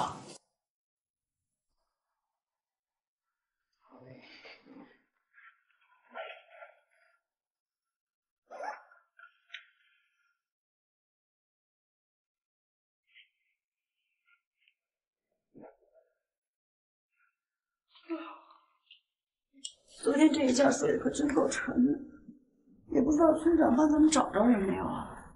一会儿你自己问村长不就知道了吗？那倒也是，说不定啊，村长都已经想好怎么对付咱们了。只要他还不知道咱是……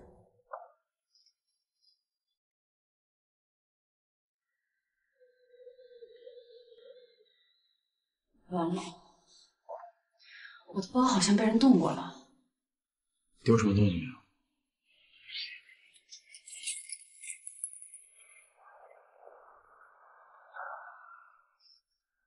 少倒是没少什么，不过什么？你昨天让我把能证明咱们是记者的所有东西全部收起来，我把我的记者证放在了车座靠垫的下面。可是现在，他怎么又在这儿了呢？是不是有人动过手脚了？一定是有人动过手脚。那咱们肯定露馅了呀！动手脚那个人是我。你？是我在昨天趁你不注意的时候，把你的记者证塞进了我的口袋里。趁你晚上睡着的时候，也是我把你的记者证塞进你的包里。你什么意思啊？东西，昨天晚上咱们房间进来人了，把你的包被人偷走了。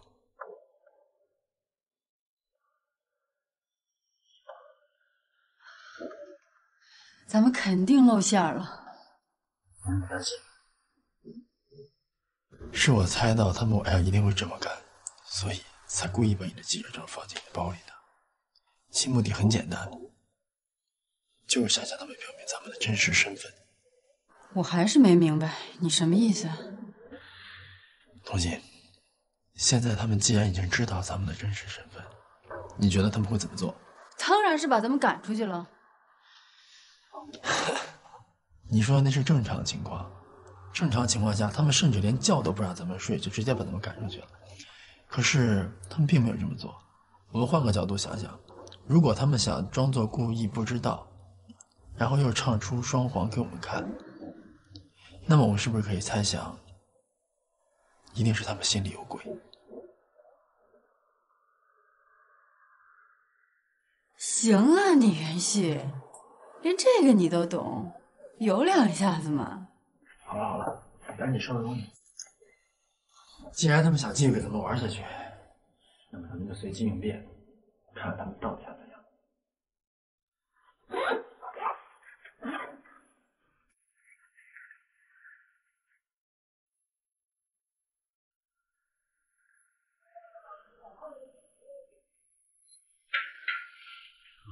你们醒了？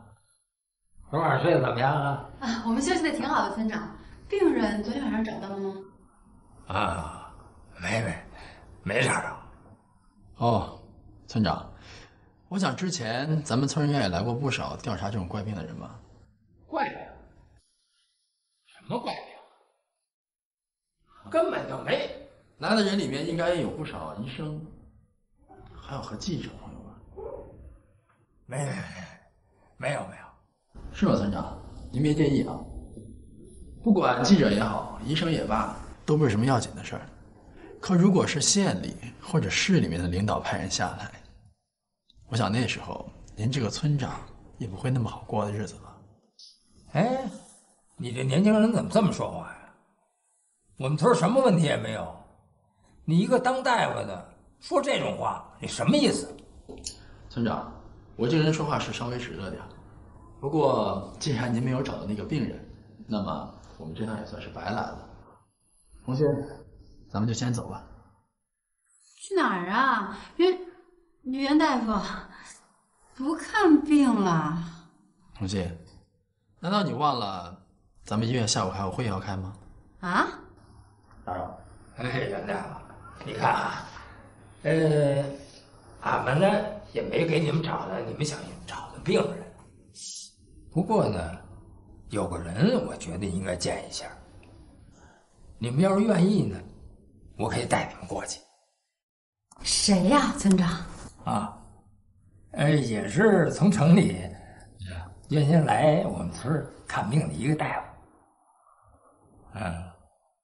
只不过呢，他一直呢就住在俺们村，轰都轰不走。你们要是真想瞧病的话呀，我觉得你们跟他有得聊。同学，咱们下午那个会的时间可以改吗？可以试试。好，那咱们走。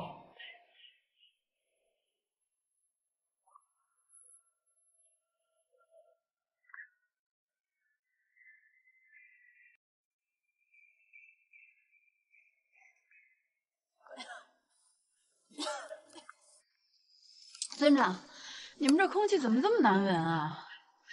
一直就这样，我们都习惯了。哎，那个房子里边烧的是什么呀？啊，石灰窑呗，当然烧的石灰了。可是烧这种石灰窑排放的都是有害气体，如果没有经过环保部门的验收达标，是政府明令禁止的呀。那村民不烧窑，吃啥穿啥呀？啊，你们搞医的这也管啊？这不是管不管的问题，您身为村长就应该为子孙后代的健康着想啊。俺就知道啊，得有饭吃，得有衣穿。哎，村民呢，他觉得你行，才拥护你，别的俺不懂。可是，同志，咱们是来搞医的，别的也别替县里操心。这一番斗智斗勇，袁旭和童心将计就计，终于查清了万石村不为人知的秘密，私自建造石灰窑。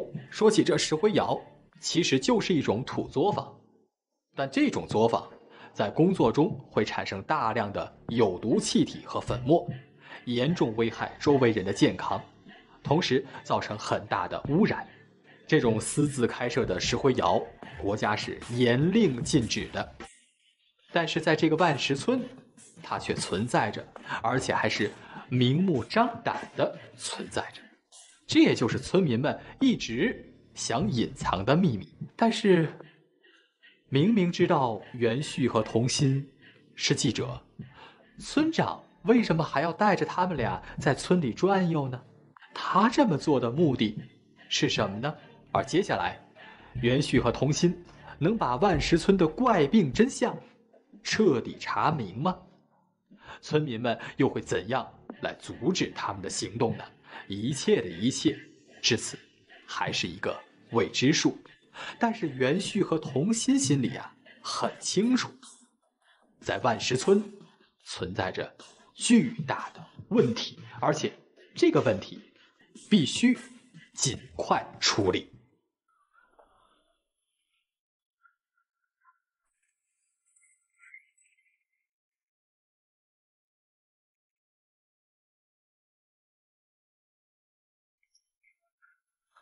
村长啊，有事吗？哦，这两位啊是城里医学院来的大夫，他们呢，跟你一样啊，也想查查什么病。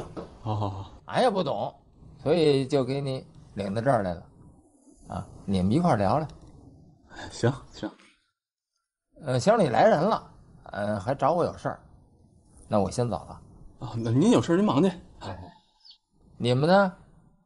要想问什么就问问他，他是梁立荣，梁大夫。啊，那我先走了。好，那村长您慢走啊。二位城里来的？哎，快进屋吧，进屋聊聊。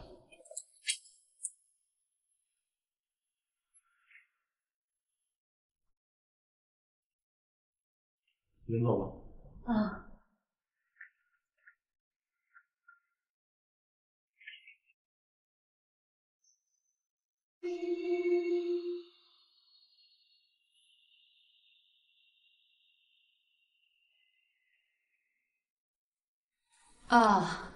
是这样的，我们是从城里来的。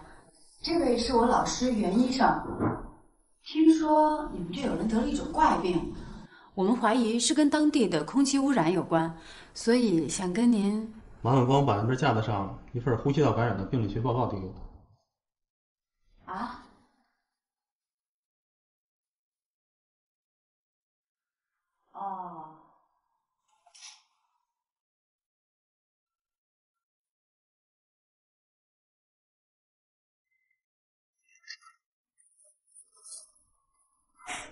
研究冠状病毒新型核酸可能疗法的。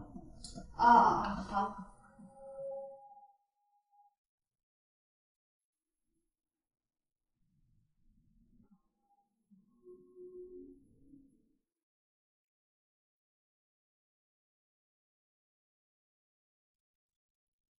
给。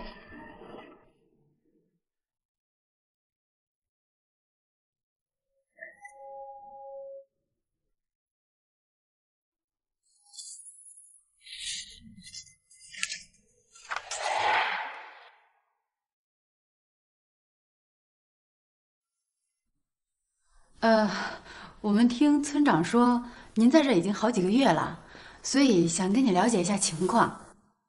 你们医学院的人不是前2天刚回去吗？怎么，他们没跟你们说过这儿的情况？啊，说是说了，就是我们想跟您再了解的详细一点。哦，这样啊，没问题。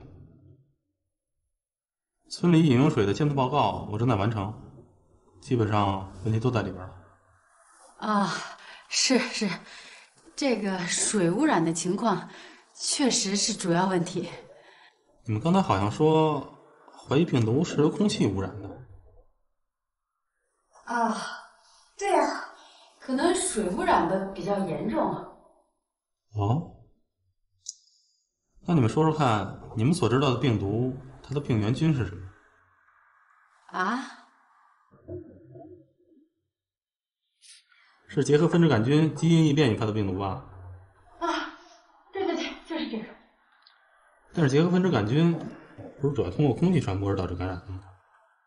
啊，也对啊。那水污染又怎么解释？怎么解释呢？还要继续往下演吗？两位记者朋友？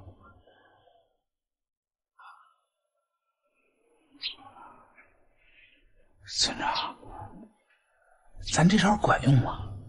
还真能给他们弄走吗？俺也不知道啊。但愿这次还能平安无事。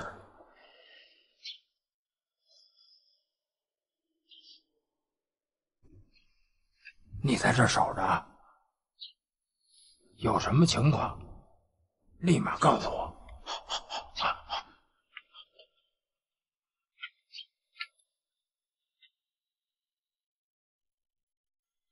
行了，别装了。从你们一进来，我就知道你们根本不是什么医学院的人。你们骗得了村长，但是骗不了我。刚才我让你拿的那堆纸里边，根本没有什么呼吸道感染的报告。我只不过想试试你们俩。那你现在想把我们怎么样啊？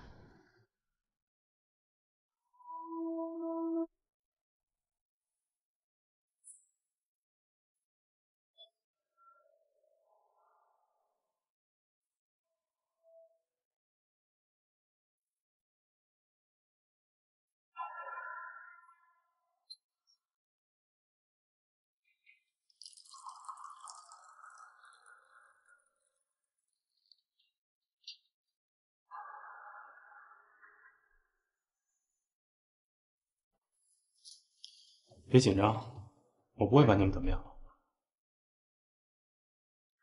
只是我希望咱们之间都能更坦诚一点。说实话，最近这段时间来村里调查的记者很多，但全都被撵走了。村长能带你们俩上我这儿来，说明你们俩演的还不赖。那是不是说明村子里真的有问题？你们是干新闻的，这点应该看得比我更清楚。可是你不是说村民把所有来调查的人都拒之门外？那你是怎么留下的？你们以为我是自己要留下来的吗？准确的说，我是被他们关起来的。不信你们可以看看窗外。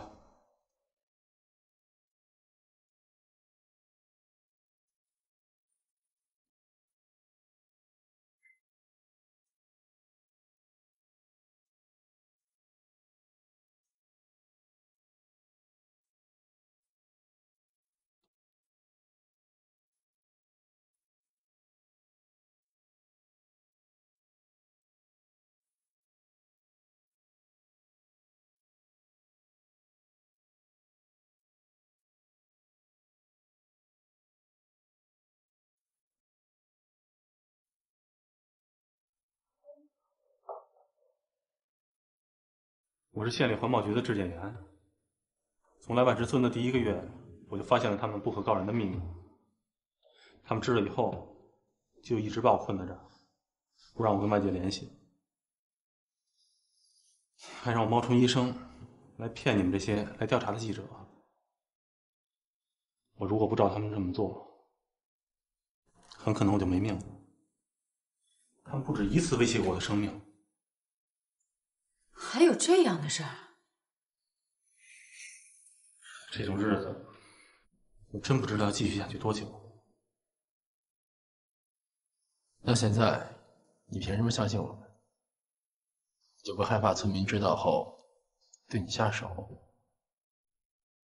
我知道我跟你们说了会很危险，可是现在村里的情况已经恶化的非常严重了，已经有人病得快死了。如果再不把这份情况向外报出去，很可能要出大事儿了。什么大事儿啊？你们来的时候应该看到了，村子到处都有房子在烧制石灰，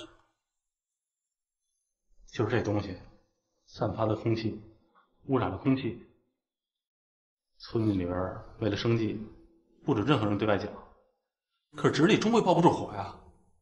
这份情况外边早晚得知道，可真到了那个时候，一切就都晚了。你能带我们去看看这些石灰窑吗？别说带你们去看石灰窑了，我现在连出个门都困难。你们出去以后，可千万别说是我告诉你们的，不然他们不会放过我的。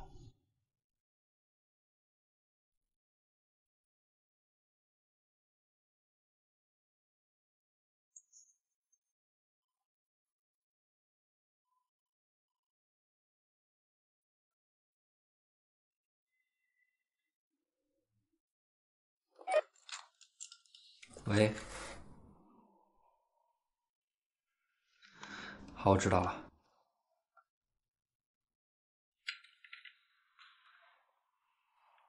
喂，蓝天，袁旭和通信正在调查一起万石村环境污染的新闻，你马上帮我查一下今年来万石村的财政收入状况，越快越好。袁旭他们那边可能遇到麻烦了。你们4个组虽然是竞争关系，但在关键的时候要以咱们栏目组的利益为核心，这也是作为一名记者最基本的职业道德。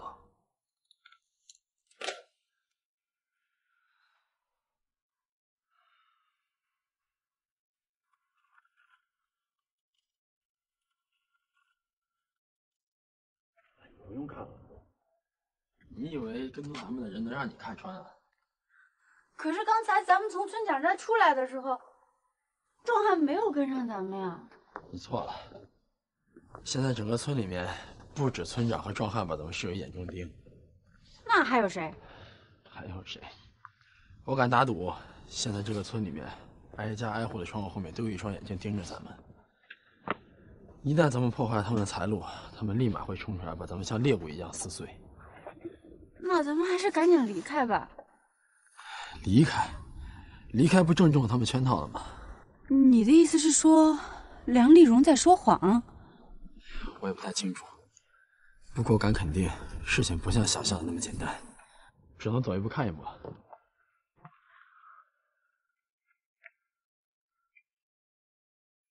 这也圈套？看看再说。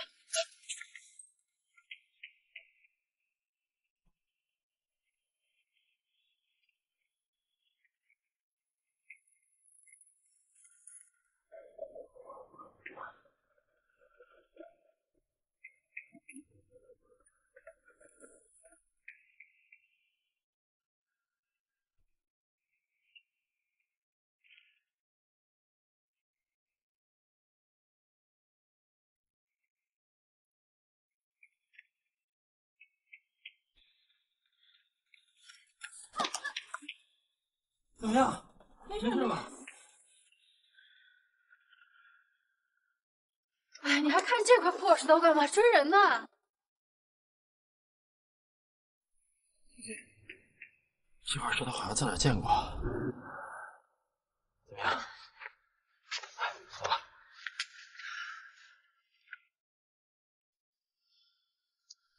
块破石头，你看什么呢？你没事儿吧？王姐，你把这块石头带回台里，找人鉴定一下它的成分，记得把结果告诉我。哦，对，我给陈总打过电话了，让别的同事帮咱们调查了一下近几年来万石村政府的收支情况，到时候一并转告给我。那你呢？我回村里继续调查。可咱们俩是搭档，我不能扔下你不管啊！行了，别说电影里面的对白了，记着，一定要快。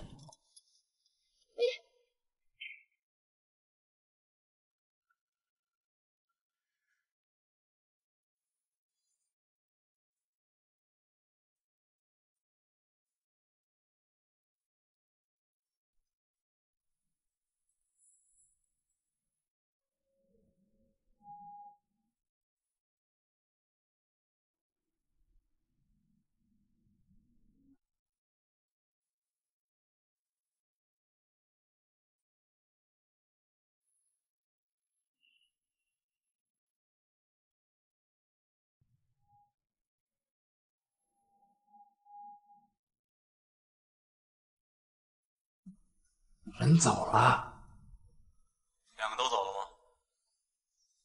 女的走了，男的没。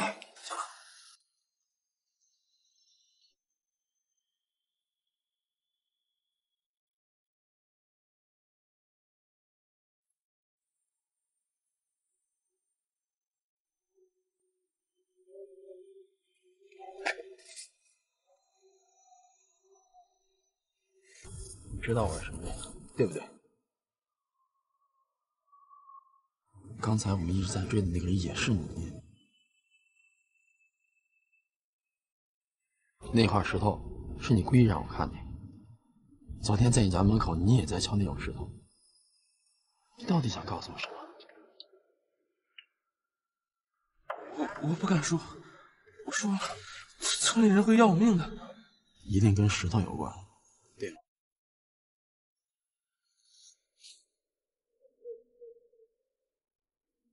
石头的主人在等你。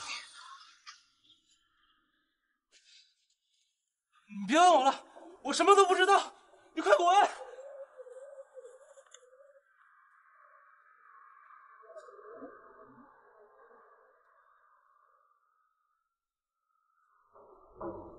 被困在万石村的县里质检员梁丽荣，终于说出了整起事件的真相，也道出了石灰窑的来龙去脉。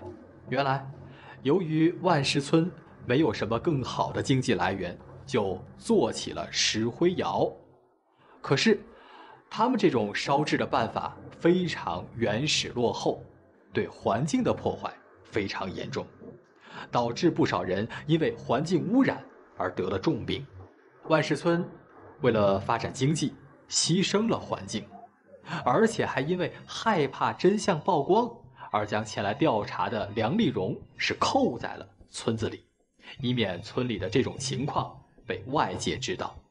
就这样，一个没有更好致富门路的村子，一群希望过上有钱日子的村民，整个村子就联合起来，在经济利益的驱使下，干起了这种违规的生意。那么，独自留下的袁旭，最终会怎样解决这个问题呢？村民们的怪病能不能治好呢？而那位村民顺子又是什么人呢？他又想做什么呢？我们下一集再来细细讲述。